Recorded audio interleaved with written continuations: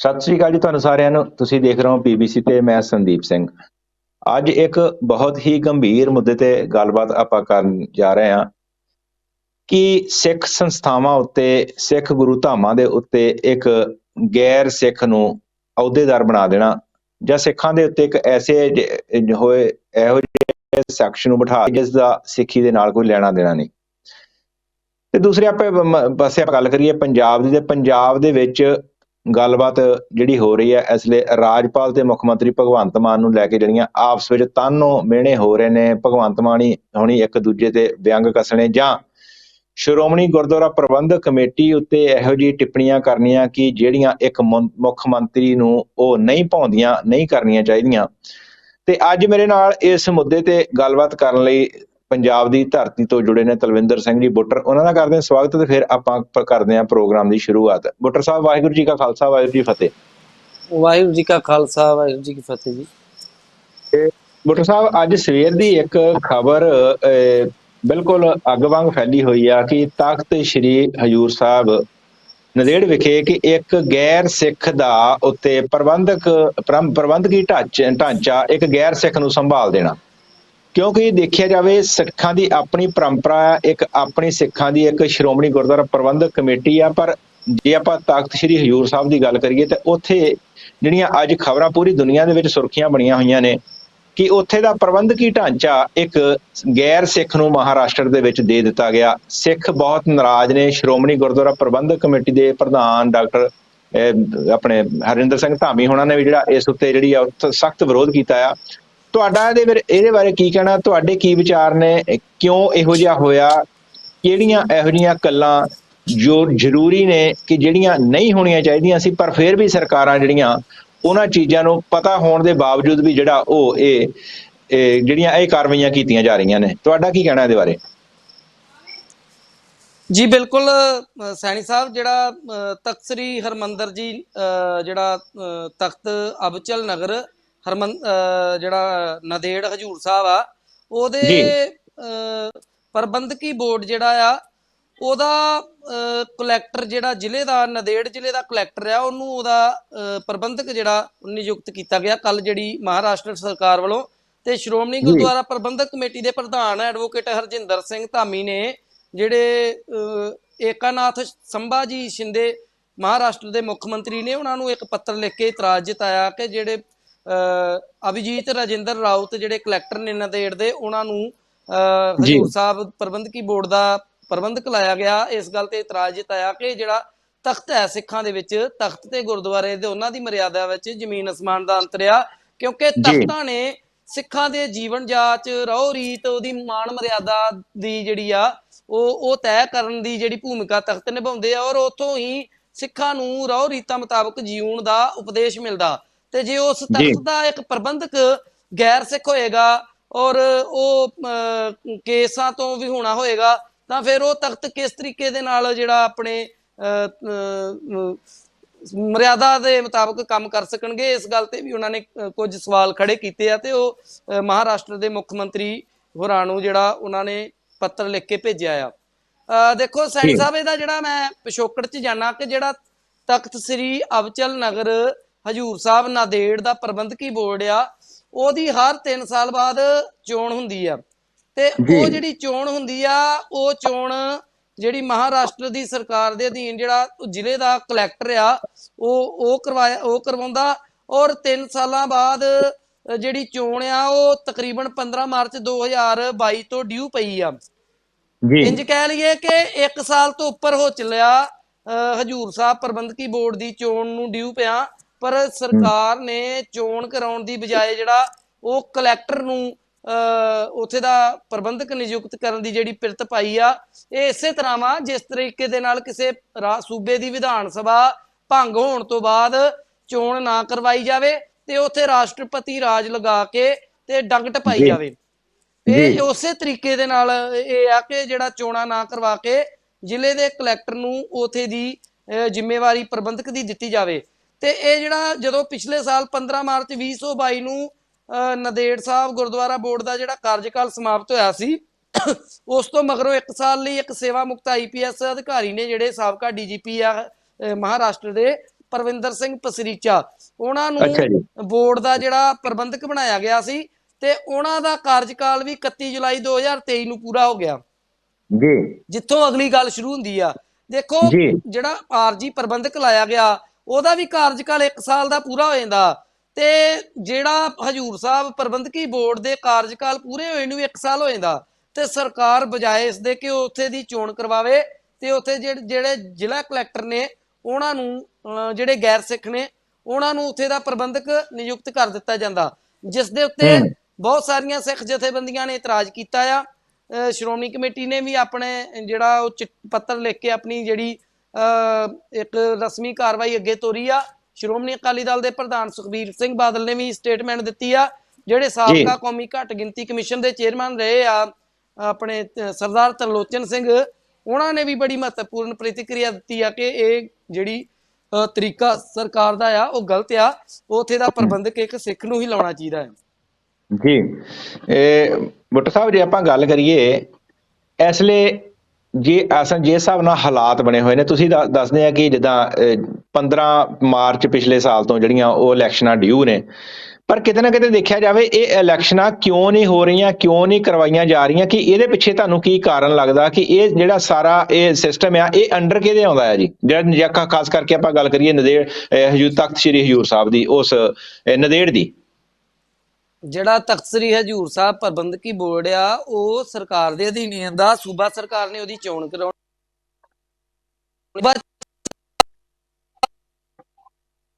ਹੁਣ ਜਿਹੜੀ ਉਸ ਤੋਂ ਬਾਅਦ ਜਿਹੜਾ ਨਵਾਂ ਬੋਰਡ ਚੁਣਿਆ ਜਾਂਦਾ ਉਹਦੇ ਵਿੱਚ ਸੰਗਤ ਜਿਹੜੀ ਮੈਂਬਰ ਚੁਣਦੀ ਆ, ਜਿਹਦੇ ਵਿੱਚ 4 ਮੈਂਬਰ ਸ਼੍ਰੋਮਣੀ ਕਮੇਟੀ ਵੱਲੋਂ ਨਾਮਜ਼ਦ ਕੀਤੇ ਜਾਂਦੇ ਆ। ਸ਼੍ਰੋਮਣੀ ਕਮੇਟੀ ਦਾ ਜਿਹੜਾ ਮੌਜੂਦਾ ਪ੍ਰਧਾਨ ਆ ਉਹ ਉਸ ਬੋਰਡ ਦਾ ਮੈਂਬਰ ਹੁੰਦਾ ਆ। 4 ਮੈਂਬਰ ਕੁੱਲ ਜਿਹੜੇ ਪ੍ਰਧਾਨ ਸਮੇਤ ਸ਼੍ਰੋਮਣੀ ਕਮੇਟੀ ਚੁਣਦੀ ਆ ਤੇ ਜਿਹੜੇ ਉਸ ਤੋਂ ਬਾਅਦ ਫਿਰ ਜਿਹੜਾ ਉਹ ਸਾਰੀ ਪ੍ਰਕਿਰਿਆ ਦੇ ਮੁਤਾਬਕ ਜਿਹੜੇ ਮੈਂਬਰ ਚੁਣ ਕੇ ਇੱਕ ਪ੍ਰਬੰਧਕੀ ਬੋਰਡ ਦੀ ਪ੍ਰਬੰਧਕੀ ਬਾਡੀ ਤਿਆਰ ਹੁੰਦੀ ਆ ਤੇ ਉਹ ਫਿਰ ਗੁਰਦੁਆਰਾ ਜਿਹੜੇ ਤਖਤ ਸ੍ਰੀ ਹਜੂਰ ਸਾਹਿਬ ਦਾ ਪ੍ਰਬੰਧਕੀ ਬੋਰਡ ਆ, ਜਿਹਦੇ ਅਧੀਨ ਕਈ ਗੁਰਦੁਆਰੇ ਆਉਂਦੇ ਆ ਉੱਥੇ ਦੇ ਆਸ-ਪਾਸ ਦੇ, ਉੱਥੇ ਦੀ ਜਿਹੜੇ ਪ੍ਰਬੰਧਾਂ ਨੂੰ ਚਲਾਉਂਦੀ ਆ। ਸੋ ਬੇਸਿਕਲੀ ਡਿਲੇ ਤੇ ਸਰਕਾਰ ਕਰ ਰਹੀ ਹੈ ਨਾ।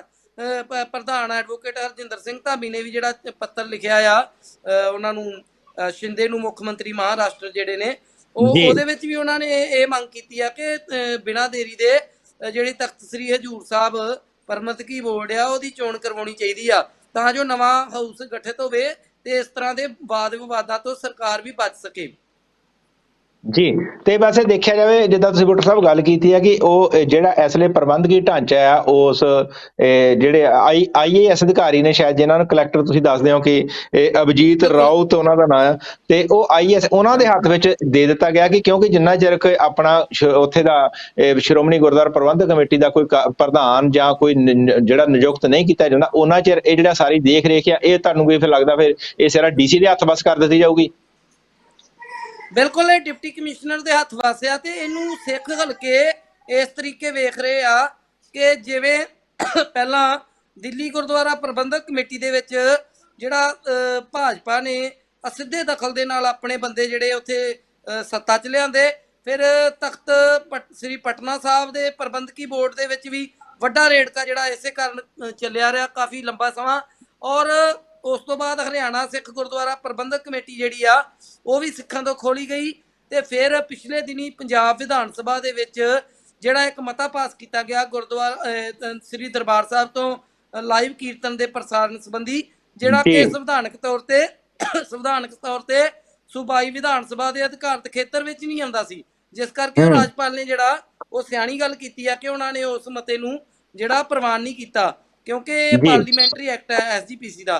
ਸੋ ਮੇਰਾ ਕਹਿਣ ਦਾ ਭਾਵ ਆ ਕਿ ਇਸ ਤਰੀਕੇ ਦੇ ਨਾਲ ਸਿੱਧੇ ਤਰੀਕੇ ਦੇ ਨਾਲ ਜਿਸ ਤਰੀਕੇ ਨਾਲ ਸਿੱਖ ਸੰਸਥਾਵਾਂ ਦੇ ਵਿੱਚ ਸਰਕਾਰੀ ਦਖਲ ਵੱਧ ਰਿਹਾ ਔਰ ਸਰਕਾਰ ਦੀ ਮਨਸ਼ਾ ਆ ਕਿ ਜਲਦੀ ਤੋਂ ਜਲਦੀ ਸਾਰੇ ਸਿੱਖਾਂ ਦੇ ਜਿਹੜੀਆਂ ਸੰਸਥਾਵਾਂ ਨੇ ਉਹ ਸਿੱਧੇ ਰੂਪ ਦੇ ਵਿੱਚ ਉਹ ਸਰਕਾਰ ਦੇ ਪ੍ਰਬੰਧ ਹੇਠ ਆ ਜਾਣ, ਉਹਦੇ ਦਖਲ ਦੇ ਵਿੱਚ ਆ ਜਾਣ, ਉਹਦੇ ਪ੍ਰਭਾਵ ਹੇਠ ਆ ਜਾਣ। ਸੋ ਇਸ ਤਰੀਕੇ ਦੇ ਨਾਲ ਸਿੱਖ ਹਲਕੇ ਸਮਝ ਰਹੇ ਆ ਕਿ ਜਿਹੜਾ ਹਜੂਰ ਸਾਹਿਬ ਪ੍ਰਬੰਧਕੀ ਬੋਰਡ ਦੀ ਚੋਣ ਨਾ ਕਰਵਾ ਕੇ ਜਿਹੜੀ ਸਰਕਾਰ ਕਲੈਕਟਰ ਦੇ ਰਾਹੀਂ ਉੱਥੇ ਜਿਹੜਾ ਆਪਣਾ ਦਖਲ ਵਧਾ ਰਹੀ ਆ। ਹੁਣ ਵੇਖੋ, ਸ਼੍ਰੋਮਣੀ ਗੁਰਦੁਆਰਾ ਪ੍ਰਬੰਧਕ ਕਮੇਟੀ ਦਾ ਹਾਊਸ 2011 ਚ ਚੁਣਿਆ ਸੀ ਤੇ 2016 ਤੱਕ ਉਹਨੂੰ ਸਹਿਜਧਾਰੀਆਂ ਨਾਲ ਜਿਹੜਾ ਇੱਕ ਵੋਟ ਦੇ ਅਧਿਕਾਰ ਨੂੰ ਲੈ ਕੇ ਸੁਪਰੀਮ ਕੋਰਟ 'ਚ ਕੇਸ ਚੱਲਿਆ ਸੀ। ਉਹ ਜੀ ਜਿਹੜਾ 2016 ਚ ਉਹ ਕੇਸ ਨਿਬੜਿਆ ਤੇ ਉਸ ਤੋਂ ਬਾਅਦ 2011 ਵਾਲੇ ਹਾਊਸ ਨੂੰ ਮਾਨਤਾ ਮਿਲੀ ਤੇ 2016 ਤੋਂ ਵੀ ਹੁਣ 22 ਹੋ ਗਏ ਆ ਤੇ 5 ਜੀ ਸਾਲ ਤੋਂ ਉੱਪਰ ਸਮਾਂ ਹੋ ਚੁੱਕਾ। ਤਾਂ ਜੀ ਤਕਰੀਬਨ ਚੋਣਾਂ ਡਿਊ ਪਈਆਂ ਨੇ, ਪੰਜਾਬ ਦੇ ਵਿੱਚ ਵੀ ਚੋਣਾਂ ਕਰਵਾਉਣ ਦੀ ਦਿਸ਼ਾ ਵਿੱਚ ਸਰਕਾਰ ਕੋਈ ਕਦਮ ਨਹੀਂ ਚੁੱਕ ਰਹੀ, ਕੋਈ ਹਾਲਾਤ ਨਹੀਂ ਨਜ਼ਰ ਆ ਰਹੇ। ਸੋ ਤੁਸੀਂ ਆਪ ਸਿਆਣੇ ਜੇ ਕਿ ਇੱਕ ਸੰਵਿਧਾਨਕ ਜਿਹੜੀਆਂ ਸਭਾ ਹੁੰਦੀਆਂ ਨੇ ਉਹਨਾਂ ਦੀਆਂ ਚੋਣਾਂ ਸਮੇਂ ਸਿਰ ਹੋਣੀਆਂ ਬਹੁਤ ਜ਼ਰੂਰੀ ਹੁੰਦੀਆਂ ਨੇ ਜਮਹੂਰੀਅਤ ਨੂੰ ਜੀ ਬਹਾਲ ਰੱਖਣ ਲਈ। ਜਦੋਂ ਸਮਾਂ ਲੰਬੇ ਸਮੇਂ ਤੱਕ ਸੰਵਿਧਾਨਕ ਸੰਸਥਾਵਾਂ ਦੀਆਂ ਚੋਣਾਂ ਨਾ ਹੋਣ ਤਾਂ ਸੁਭਾਵਕ ਹੈ ਕਿ ਉਹਨਾਂ ਸੰਸਥਾਵਾਂ ਦਾ ਜਿਹੜਾ ਖਾਕਾ ਆ ਉਹ ਗੜਬੜਾ ਜਾਂਦਾ, ਉਹਦੇ ਵਿੱਚ ਬਾਹਰੀ ਦਖਲ ਵੱਧ ਜਾਂਦਾ, ਉਹਦੀ ਜਿਹੜੀ ਇੱਕ ਸਿਹਤ ਜਾਂ ਪ੍ਰਕਿਰਿਆ ਹੁੰਦੀ, ਕਾਰਜ ਪ੍ਰਣਾਲੀ ਹੁੰਦੀ, ਉਹ ਪ੍ਰਭਾਵਿਤ ਹੁੰਦੀ ਆ। ਸੋ ਜੀ ਐਸਜੀਪੀਸੀ, ਤਖਤ ਹਜੂਰ ਸਾਹਿਬ ਪ੍ਰਬੰਧਕੀ ਬੋਰਡ ਤੇ ਹੋਰ ਸੰਸਥਾਵਾਂ ਇਹਦੇ ਵਿੱਚ ਜਿਹੜਾ ਤੁਰੰਤ ਚੋਣਾਂ ਕਰਵਾਉਣ ਦੀ ਲੋੜ ਆ ਤਾਂ ਜੋ ਜਿਹੜਾ ਉਹ ਸੰਵਿਧਾਨਕ ਤਰੀਕੇ ਦੇ ਨਾਲ ਸਿੱਖ ਆਪਣੇ ਮਤ ਦੀ ਕੇ ਉਹਦੇ ਵਿੱਚ ਆਪਣੀ ਪਸੰਦ ਦੇ ਨੁਮਾਇੰਦੇ ਚੁਣ ਸਕਣ ਤਾਂ ਜੋ ਗੁਰਦੁਆਰਿਆਂ ਦੀ ਸੰਸਥਾ ਨੂੰ ਬਿਹਤਰ ਤਰੀਕੇ ਨਾਲ ਚਲਾ ਕੇ ਸਿੱਖ ਪੰਥ ਦੀਆਂ ਆਸਾਵਾਂ ਤੇ ਇੱਛਾਵਾਂ ਦੇ ਉੱਤੇ ਪੂਰਾ ਉਤਰ ਸਕਣ। ਜੀ ਬੁੱਟਰ ਸਾਹਿਬ, ਪਰ ਇੱਥੇ ਗੱਲ ਇਹ ਵੀ ਸੋਚਣ ਵਾਲੀ ਹੈ ਕਿ ਇਸ ਲਈ ਸਰਕਾਰਾਂ ਇਹ ਕਿਉਂ ਕਰ ਰਹੀਆਂ ਨੇ, ਕਿਉਂ ਸਿੱਖ ਗੁਰੂ ਧਾਮਾਂ ਦੇ ਉੱਤੇ ਜਿਹੜਾ ਜਿਹੜੀਆਂ ਖਾਲਸੇ ਦੇ ਸਥਾਨ ਨੇ ਉਹਨਾਂ ਉੱਤੇ ਜਿਹੜਾ ਇਹ ਆਪ ਸਰਕਾਰਾਂ ਇੰਟਰਫੀਅਰ ਕਰਨ ਦੀ ਕੋਸ਼ਿਸ਼ ਕਰ ਰਹੀਆਂ ਨੇ। ਪਰ ਹੁਣ ਦੇਖਿਆ ਜਾਵੇ, ਇੱਕ ਪਾਸੇ ਮਹਾਰਾਸ਼ਟਰ ਦੀ ਗੱਲ ਹੈ, ਦੂਸਰੇ ਪਾਸੇ ਆਪਾਂ ਪੰਜਾਬ ਦੀ ਗੱਲ ਕਰੀਏ ਤੇ ਪੰਜਾਬ ਦੇ ਵਿੱਚ ਸ਼੍ਰੀ ਅਕਾਲ ਤਖਤ ਜਾਣੀ ਕਿ ਦਰਬਾਰ ਸਾਹਿਬ ਅੰਮ੍ਰਿਤਸਰ ਸਾਹਿਬ ਦੇ ਉੱਥੇ ਵੀ ਜਿਹੜੀਆਂ ਕਾਫੀ ਸਮੇਂ ਤੋਂ ਜਿਹੜੀਆਂ ਉਹ ਇਲੈਕਸ਼ਨਾਂ ਹੋ ਰਹੀਆਂ। ਪਰ ਬੁੱਟਰ ਸਾਹਿਬ, ਮੈਂ ਇੱਥੇ ਇਹ ਜਾਣਨਾ ਚਾਹੁੰਦਾ ਆ, ਜਿੱਦਾਂ ਤੁਸੀਂ ਗੱਲ ਕੀਤੀ ਆ ਕਿ ਜਿੱਦਾਂ ਜਦੋਂ ਅੰਮ੍ਰਿਤਸਰ ਦੇ ਵਿੱਚ ਆਪਾਂ ਅੰਮ੍ਰਿਤਸਰ ਦੇ ਵਿੱਚ ਗੱਲ ਕਰੀਏ ਤਾਂ ਉੱਥੇ ਵੀ ਜਦੋਂ ਜਿਹੜਾ ਡੀਸੀ ਲਾਇਆ ਜਾਂਦਾ, ਜਿਹੜੀਆਂ ਸੁਣੀਆਂ ਨੇ ਸੁਰਖੀਆਂ ਨੇ ਕਿ ਉਹ ਅੰਮ੍ਰਿਤਸਰ ਸਾਹਿਬ ਅੰਮ੍ਰਿਤਸਰ ਸ਼ਹਿਰ ਦਾ ਜਿਹੜਾ ਡੀਸੀ ਆ ਜਾਂ ਕਲੈਕਟਰ ਆ ਤੁਸੀਂ ਕਹਿੰਦੇ ਆ, ਉਹ ਵੀ ਇੱਕ ਸਿੱਖ ਚਿਹਰੇ ਨੂੰ ਹੀ ਲਾਇਆ ਜਾਂਦਾ। ਤੇ ਦੂਸਰੇ ਪਾਸੇ ਜੇ ਆਪਾਂ ਗੱਲ ਕਰੀਏ, ਇੱਕ ਸਿੱਖ ਚਿਹਰਾ ਤੇ ਇੱਕ ਸਿੱਖੀ ਸਰੂਪ ਦੇ ਵਿੱਚ ਹੋਣਾ, ਜਾਣੀ ਕਿ ਉਸ ਦਾ ਅੰਮ੍ਰਿਤ ਛਕਿਆ ਵੀ ਹੋਣਾ। ਤੁਹਾਨੂੰ ਕੀ ਲੱਗਦਾ, ਪੂਰਾ ਅੰਮ੍ਰਿਤਧਾਰੀ ਸਿੰਘ ਹੋਣਾ ਚਾਹੀਦਾ ਜਿਹਨੂੰ ਇੰਚਾਰਜ ਲਾਇਆ ਜਾਵੇ, ਜਾਂ ਸਿੱਖ ਸਿਰਫ ਤੇ ਸਿਰਫ ਸਿੱਖੀ ਸਰੂਪ ਦੇ ਵਿੱਚ ਹੋਣਾ ਚਾਹੀਦਾ? ਦੇਖੋ, ਜਿਹੜੀ ਸ਼੍ਰੋਮਣੀ ਗੁਰਦੁਆਰਾ ਪ੍ਰਬੰਧਕ ਕਮੇਟੀ ਦੀ ਜਿਹੜੀ ਚੋਣ ਹੁੰਦੀ ਹੈ ਨਾ, ਜਦੋਂ ਉਹਦਾ ਹਾਊਸ ਮਿਆਦ ਪੁਗਾ ਜਾਂਦਾ ਤਾਂ ਚੋਣਾਂ ਦਾ ਐਲਾਨ ਹੋ ਜਾਂਦਾ। ਤਾਂ ਚੋਣ ਦਾ ਐਲਾਨ ਤੋਂ ਬਾਅਦ ਜਦੋਂ ਇਲੈਕਸ਼ਨ ਹੁੰਦੀ ਆ ਤਾਂ ਇਲੈਕਸ਼ਨ ਤੋਂ ਬਾਅਦ ਜਿਹੜੀ ਜਦੋਂ ਉਹ ਨਤੀਜੇ ਆਉਂਦੇ ਆ ਤਾਂ ਫਿਰ ਇੱਕ ਨਵੇਂ ਹਾਊਸ ਦਾ ਗਠਨ ਕਰਨਾ ਪੈਂਦਾ ਆ। ਉਸ ਹਾਊਸ ਦੇ ਗਠਨ ਲਈ ਜਿਹੜੀ ਪਹਿਲੀ ਇਕੱਤਰਤਾ ਤੇਜਾ ਸਿੰਘ ਸਮੁੰਦਰੀ ਹਾਲ ਦੇ ਵਿੱਚ ਹੁੰਦੀ ਆ, ਤਾਂ ਉਹਦੀ ਪਹਿਲੀ ਇਕੱਤਰਤਾ ਦੀ ਜਿਹੜੀ ਪ੍ਰਧਾਨਗੀ ਆ ਉਹ ਜ਼ਿਲ੍ਹੇ ਦਾ ਡੀਸੀ ਕਰਦਾ ਆ। ਤਾਂ ਇੱਕ ਰਵਾਇਤ ਵੀ ਆ ਔਰ ਗੁਰਦੁਆਰਾ ਐਕਟ ਦੇ ਵਿੱਚ ਇਹ ਚੀਜ਼ ਜਿਹੜੀ ਆ ਆਪਣਾ ਉਹਦਾ ਨਿਯਮ ਵੀ ਆ ਕਿ ਉਹ ਜਿਹੜਾ ਜ਼ਿਲ੍ਹੇ ਦਾ ਡੀਸੀ ਆ ਅੰਮ੍ਰਿਤਸਰ ਦਾ, ਉਹ ਸਿੱਖ ਹੋਣਾ ਚਾਹੀਦਾ, ਸਾਬਤ ਸੂਰਤ ਹੋਣਾ ਚਾਹੀਦਾ। ਸੋ ਕਈ ਵਾਰ ਵੇਖਣ ਚ ਆਇਆ ਪਿੱਛੇ ਜੀ ਜਦੋਂ 2011 ਚ ਇਲੈਕਸ਼ਨ ਹੋਈ ਸੀ ਤਾਂ ਉਸ ਵੇਲੇ ਅੰਮ੍ਰਿਤਸਰ ਦੇ ਗੈਰ ਸਿੱਖ ਡੀਸੀ ਸੀ ਤੇ ਫਿਰ ਉਹਨੂੰ ਸਰਕਾਰ ਨੇ ਤਰਨਤਾਰਨ ਦੇ ਡੀਸੀ ਨੂੰ ਬਦਲ ਕੇ ਤੁਰੰਤ ਤੇ ਉਹਨਾਂ ਨੂੰ ਅੰਮ੍ਰਿਤਸਰ ਲਿਆਂਦਾ ਤੇ ਉਹਨਾਂ ਨੂੰ ਬਦਲ ਕੇ ਅੰਮ੍ਰਿਤਸਰ ਲਿਆ ਕੇ ਉਹਨਾਂ ਨੇ ਫਿਰ ਉਹ ਸਾਰੀ ਸ਼੍ਰੋਮਣੀ ਗੁਰਦੁਆਰਾ ਪ੍ਰਬੰਧਕ ਕਮੇਟੀ ਦੇ ਹਾਊਸ ਦੀ ਗਠਨ ਦੀ ਪ੍ਰਕਿਰਿਆ ਜਿਹੜੀ ਕਰਵਾਈ ਆਪ ਸ਼ਾਮਲ ਹੋ ਕੇ, ਕਿਉਂਕਿ ਤੇਜਾ ਸਿੰਘ ਸਮੁੰਦਰੀ ਹਾਲ ਦੇ ਵਿੱਚ ਉਹ ਡੀਸੀ ਪਹਿਲੀ ਮੀਟਿੰਗ ਦੀ ਪ੍ਰਧਾਨਗੀ ਕਰਦਾ, ਜਦ ਕਿ ਬਾਕੀਆਂ ਮੀਟਿੰਗ ਜਿਹੜੇ ਬਾਕੀ ਇਜਲਾਸ ਹੁੰਦੇ ਆ ਹਾਊਸ ਦੇ ਗਠਨ ਤੋਂ ਬਾਅਦ, ਸਾਲਾਨਾ ਇਜਲਾਸ ਹੁੰਦੇ, ਸਾਲ ਦੇ ਵਿੱਚ 2 ਇਜਲਾਸ ਹੁੰਦੇ ਆ। ਪਹਿਲਾ ਇਜਲਾਸ ਮਾਰਚ ਵਿੱਚ ਹੁੰਦਾ ਜਿਹੜਾ ਕਿ ਤਕਰੀਬਨ 31 ਮਾਰਚ ਤੋਂ ਪਹਿਲਾਂ ਕੀਤਾ ਜਾਂਦਾ, ਉਹ ਹੁੰਦਾ ਬਜਟ ਇਜਲਾਸ, ਜਿਹਦੇ ਵਿੱਚ ਸਾਲ ਦਾ ਸੰਸਥਾ ਦਾ ਬਜਟ, ਅਨੁਮਾਨਿਤ ਬਜਟ ਪੇਸ਼ ਕੀਤਾ ਜਾਂਦਾ, ਉਹਦੀ ਪ੍ਰਧਾਨਗੀ। ਔਰ ਜਿਹੜੇ ਨਵੰਬਰ ਦੇ ਵਿੱਚ ਇੱਕ ਇਲੈਕਸ਼ਨ ਹੁੰਦੀ ਆ, ਜਿਹੜੀ ਸਾਲਾਨਾ ਚੋਣ ਇਜਲਾਸ ਹੁੰਦਾ, ਜਿਹਦੇ ਵਿੱਚ ਸ਼੍ਰੋਮਣੀ ਕਮੇਟੀ ਪ੍ਰਧਾਨ, ਸੀਨੀਅਰ ਮੀਤ ਪ੍ਰਧਾਨ, ਜੂਨੀਅਰ ਮੀਤ ਪ੍ਰਧਾਨ, ਜਨਰਲ ਸਕੱਤਰ ਸਮੇਤ 15 ਮੈਂਬਰੀ ਕਾਰਜਕਾਰਨੀ ਕਮੇਟੀ ਦਾ ਗਠਨ ਕੀਤਾ ਜਾਂਦਾ ਹਰ 1 ਸਾਲ ਦੀ ਮਿਆਦ ਲਈ। ਸੋ ਉਹ ਜਿਹੜਾ ਉਸ ਪ੍ਰਧਾਨਗੀ ਇਜਲਾਸ ਤੇ ਸਾਲਾਨਾ ਬਜਟ ਇਜਲਾਸ, ਦੋਨਾਂ ਇਜਲਾਸਾਂ ਦੀ ਅਗਵਾਈ ਸ਼੍ਰੋਮਣੀ ਕਮੇਟੀ ਦਾ ਸ਼੍ਰੋਮਣੀ ਕਮੇਟੀ ਦਾ ਸਕੱਤਰ ਕਰਦਾ, ਦੋਨਾਂ ਇਜਲਾਸਾਂ ਦੀ ਅਗਵਾਈ। ਪਰ ਜਿਹੜਾ ਹਾਊਸ ਦਾ ਗਠਨ ਹੁੰਦਾ 5 ਸਾਲ ਬਾਅਦ ਇਲੈਕਸ਼ਨ ਤੋਂ ਬਾਅਦ, ਜਿਹੜੀ ਆਮ ਚੋਣ ਹੁੰਦੀ ਆ, ਜਨਰਲ ਇਲੈਕਸ਼ਨ ਤੋਂ ਬਾਅਦ ਜਦੋਂ ਹਾਊਸ ਗਠਿਤ ਹੁੰਦਾ ਤਾਂ ਉਦੋਂ ਪਹਿਲੀ ਇਕੱਤਰਤਾ ਜਿਹੜੀ ਹਾਊਸ ਦੇ ਗਠਨ ਦੀ ਉਹ ਡੀਸੀ ਕਰਦਾ ਜ਼ਿਲ੍ਹੇ ਦਾ। ਤਾਂ ਫਿਰ ਸੁਭਾਵਿਕ ਆ ਕਿ ਉਹ ਜਿਹੜੀ ਇੱਕ ਐਡੀ ਵੱਡੀ ਸਿੱਖਾਂ ਦੀ ਸੰਸਥਾ ਆ, ਤੇਜਾ ਸਿੰਘ ਸਮੁੰਦਰੀ ਵਾਲੇ ਇੱਕ ਇਤਿਹਾਸਿਕ ਸਦਨ ਆ ਸਿੱਖਾਂ ਦਾ, ਉੱਥੇ ਜਦੋਂ ਪਹਿਲੀ ਇਕੱਤਰਤਾ ਹੁੰਦੀ ਆ ਤਾਂ ਫਿਰ ਉਹ ਜ਼ਿਲ੍ਹੇ ਦਾ ਡੀਸੀ ਕਰਦਾ ਤੇ ਉਹ ਸਾਬਤ ਸੂਰਤ ਡੀਸੀ ਹੀ ਲਾਇਆ ਜਾਂਦਾ। ਬੁੱਟਰ ਸਾਹਿਬ, ਸਵਾਲ ਮੇਰਾ ਫੇਰ ਉੱਥੇ ਹੀ ਆ, ਇਹ ਕਿ ਉਸ ਸਾਬਤ ਸੂਰਤ ਦਾ ਕਹਿਣ ਦਾ ਭਾਵ ਤੁਹਾਡਾ ਕਿ ਉਹ ਪੂਰਾ ਗੁਰਮਰਿਆਦਾ ਦੇ ਵਿੱਚ ਹੋਣਾ ਚਾਹੀਦਾ, ਉਹਦਾ ਅੰਮ੍ਰਿਤ ਛਕਿਆ ਹੋਣਾ ਚਾਹੀਦਾ, ਜਾਂ ਸਿਰਫ ਤੇ ਸਿਰਫ ਸਿੱਖੀ ਸਰੂਪ ਦੇ ਵਿੱਚ ਹੋਣਾ ਚਾਹੀਦਾ? ਦੇਖੋ, ਅੰਮ੍ਰਿਤਧਾਰੀ ਵਾਲੀ ਜਿਹੜੀ ਹੈ ਨਾ ਉਹ ਸ਼ਰਤ ਮਤਲਬ ਨਹੀਂ ਹੈਗੀ, ਕਿਉਂਕਿ ਇਹਨੂੰ ਲਾਗੂ ਕਰਨਾ ਵੀ ਬੜਾ ਔਖਾ, ਕਿਉਂਕਿ ਕਈ ਵਾਰ IAS ਅਧਿਕਾਰੀਆਂ ਦੇ ਵਿੱਚ ਅੰਮ੍ਰਿਤਧਾਰੀ ਅਧਿਕਾਰੀ ਪੰਜਾਬ ਕੇਡਰ ਦੇ ਵਿੱਚ ਕਈ ਵਾਰ ਲੱਭਣਾ ਹੀ ਔਖਾ ਹੋ ਜਾਂਦਾ। ਸੋ ਇਸ ਤਰੀਕੇ ਦੇ ਨਾਲ ਉਦੋਂ ਜਦੋਂ ਐਕਟ ਬਣਿਆ ਆ ਉਦੋਂ ਦੀ ਜੀ ਇਹ ਜਿਹੜੀ ਰਵਾਇਤ ਚੱਲ ਰਹੀ ਆ, ਰਸਮ ਚੱਲ ਰਹੀ ਆ, ਉਹ ਆ ਕਿ ਸਾਬਤ ਸੂਰਤ ਔਰ ਸਿੱਖ ਪਰੰਪਰਾਵਾਂ ਤੋਂ ਜਾਣੂ ਹੋਣਾ ਚਾਹੀਦਾ ਡੀਸੀ, ਸਿੱਖ ਹਾਂ, ਡੀਸੀ ਹੋਣਾ ਜੇ ਚਾਹੀਦਾ। ਆਪਾਂ ਇਸ ਗੱਲ ਨੂੰ ਮੈਂ ਤੁਹਾਡਾ ਬਹੁਤ ਵਧੀਆ ਕਹੂੰਗਾ ਕਿ ਇਹ ਸਿੱਖ ਪਰੰਪਰਾਵਾਂ ਤੋਂ ਜਾਣੂ ਹੋਣਾ ਜ਼ਰੂਰੀ ਹੋਣਾ ਚਾਹੀਦਾ। ਬਿਲਕੁਲ ਕਿਉਂਕਿ ਜੀ, ਜੇ ਆਪਾਂ ਹੁਣ ਗੱਲ ਕਰੀਏ ਕਿ ਤੁਸੀਂ ਸਿੱਖੀ ਸਰੂਪ ਦੀ ਗੱਲ ਕੀਤੀ ਆ, ਤੇ ਅੱਜ ਕੱਲ ਭੇਖੀ ਸਿੱਖ ਬਹੁਤ ਨੇ ਕਿ ਜਿਹੜੀਆਂ ਸਿੱਖੀ ਦੀ ਕੌਮ ਨੂੰ ਢਾਲ ਆ ਰਹੇ ਨੇ। ਤੇ ਅੱਜ ਜੇ ਆਪਾਂ ਇਹੋ ਜਿਹਾ ਬਣਾ ਦਈਏ ਕਿ ਸਿੱਖੀ ਸਰੂਪ ਦੇ ਵਿੱਚ ਤਾਂ ਹੋਵੇ ਪਰ ਉਹਦਾ ਕਿਰਦਾਰ ਇਹੋ ਜਿਹਾ ਹੋਵੇ ਕਿ ਜਿਹਦੇ ਉੱਤੇ ਸਵਾਲੀਆ ਚਿੰਨ੍ਹ ਲੱਗੇ ਹੋਣ, ਤਾਂ ਫਿਰ ਇਹੋ ਜਿਹੀ ਵੀ ਆ ਵੀ ਆਪਣਾ ਕਿਸੇ ਨੂੰ ਆਪਾਂ ਮੋਹਰੇ ਨਹੀਂ ਲਿਆ ਸਕਦੇ। ਕਿਉਂਕਿ ਜਿਸ ਹਿਸਾਬ ਨਾਲ ਹਾਲਾਤ ਬਣੇ, ਤੇ ਆਪਾਂ ਗੱਲ ਕਰਦੇ ਸੀ, ਇਹ ਤੁਸੀਂ ਗੱਲ ਕੀਤੀ ਪੰਜਾਬ ਦੀ ਕਿ ਤਰਨ ਤਾਰਨ ਤੋਂ ਜਿਹੜਾ ਉਹਨਾਂ ਨੂੰ ਚੇਂਜ ਕਰਕੇ ਜਿਹੜਾ ਉਹ ਅੰਮ੍ਰਿਤਸਰ ਸਾਹਿਬ ਲਾ ਦਿੱਤਾ ਗਿਆ। ਪਰ ਆਪਾਂ ਹੁਣ ਅਸ ਗੱਲ ਕਰਦੇ ਹਾਂ ਮਹਾਰਾਸ਼ਟਰ ਸੂਬੇ ਦੀ, ਕਿ ਜਿਹੜਾ ਦੂਰ ਦੂਰ ਤੱਕ ਪੰਜਾਬ ਦੇ ਨਾਲ ਨੇੜਤਾ ਨਹੀਂ, ਬਹੁਤ ਦੂਰ ਇੱਕ ਸੂਬਾ ਆ। ਤੇ ਅੱਜ ਜੇ ਆਪਾਂ ਗੱਲ ਕਰੀਏ ਉੱਥੇ ਆਪਾਂ ਹੁਣ ਜੇ ਇਹਨਾਂ ਉੱਤੇ ਕੋਈ ਪ੍ਰੈਸ਼ਰ ਵੀ ਪਾਇਆ ਜਾਊਗਾ ਜਾਂ ਸਿਰਫ ਤੇ ਸਿਰਫ ਆਪਾਂ ਆਪਣੀ ਕਾਰਵਾਈ ਪੂਰੀ ਕਰ ਦਿੱਤੀ। ਧਾਮੀ ਸਾਹਿਬ ਨੇ ਚਿੱਠੀ ਲਿਖ ਦਿੱਤੀ, ਬਾਦਲ ਸਾਹਿਬ ਨੇ ਚਿੱਠੀ ਲਿਖ ਦਿੱਤੀ ਮੁੱਖ ਮੰਤਰੀ ਨੂੰ, ਲੱਗਦਾ ਕੋਈ ਇਹਨਾਂ ਚਿੱਠੀਆਂ ਦਾ ਕੋਈ ਅਸਰ ਹੁੰਦਾ, ਕੋਈ ਦੀਦਾ ਤੁਹਾਨੂੰ ਲੱਗਦਾ? ਦੇਖੋ ਜੇ ਪਿਛੋਕੜ 'ਚ ਵੇਖਿਆ ਜਾਵੇ ਤਾਂ ਸਰਕਾਰ ਤੇ ਕੋਈ ਅਸਰ ਨਹੀਂ ਹੁੰਦਾ।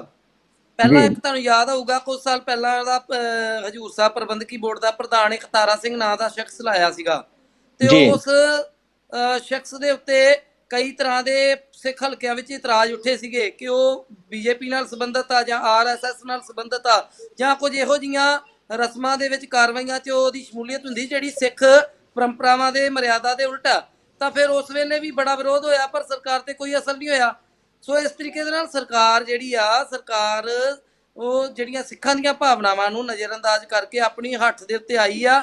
ਸੋ ਇਹ ਗਲਤ ਆ, ਕਿਉਂਕਿ ਇੱਕ ਜਿਵੇਂ ਮੈਂ ਪਹਿਲਾਂ ਗੱਲ ਕੀਤੀ ਆ, ਇਹ ਸੰਸਥਾਵਾਂ ਜਮਹੂਰੀਅਤ ਦੀਆਂ ਜਮਹੂਰੀ ਸੰਸਥਾਵਾਂ ਨੇ, ਚਾਹੇ ਹਜੂਰ ਸਾਹਿਬ ਦਾ ਪ੍ਰਬੰਧਕੀ ਬੋਰਡ ਆ, ਚਾਹੇ ਸ਼੍ਰੋਮਣੀ ਗੁਰਦੁਆਰਾ ਪ੍ਰਬੰਧਕ ਕਮੇਟੀ ਆ, ਇਹ ਇੱਕ ਸੰਵਿਧਾਨ ਦੇ ਤਹਿਤ ਹੁੰਦੀਆਂ ਨੇ ਔਰ ਇਹਨਾਂ ਨੂੰ ਸੰਵਿਧਾਨਕ ਤੌਰ ਤੇ ਇੱਕ ਸਟੇਟਸ ਮਿਲਿਆ ਹੋਇਆ।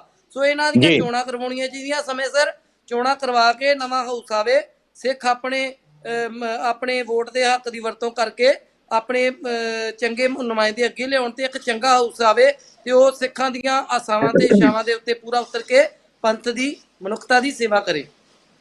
ਜੀ ਬਿਲਕੁਲ ਬੁੱਟਰ ਸਾਹਿਬ, ਪਰ ਇਸ ਲਈ ਜਿੱਦਾਂ ਤੁਸੀਂ ਗੱਲ ਕੀਤੀ ਹੈ ਕਿ ਇੱਕ IAS ਦਾ ਅੰਮ੍ਰਿਤਧਾਰੀ ਹੋਣਾ ਲੱਭਣਾ, ਤੇ ਇੱਕ ਬਹੁਤ ਹੀ ਵੱਡਾ ਇੱਕ ਸਵਾਲੀਆ ਚਿੰਨ੍ਹ ਲੱਗਦਾ ਪੰਜਾਬ ਦੇ ਉੱਤੇ, ਪੰਜਾਬ ਦੀ ਨੌਜਵਾਨੀ ਦੇ ਉੱਤੇ। ਕਿਉਂਕਿ ਅੱਜ ਸਿੱਖੀ ਸਰੂਪ ਦੇ ਵਿੱਚ ਹੋ ਕੇ ਅੰਮ੍ਰਿਤ ਛਕ ਕੇ ਕੋਈ IAS ਨਹੀਂ ਬਣ ਸਕਦਾ, ਕੋਈ SDM ਨਹੀਂ ਬਣ ਸਕਦਾ, ਕੋਈ ਜੱਜ ਨਹੀਂ ਬਣ ਸਕਦਾ। ਕਿਉਂ ਨਹੀਂ ਬਣ ਸਕਦਾ ਬਈ?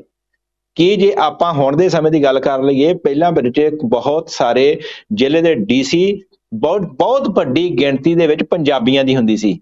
ਬਹੁਤ ਸਾਰੇ ਜ਼ਿਲ੍ਹਿਆਂ ਦੇ DC ਪੰਜਾਬੀ ਲੱਗੇ ਹੁੰਦੇ ਸਨ, SSP ਪੰਜਾਬੀ ਲੱਗੇ ਹੁੰਦੇ ਸਨ।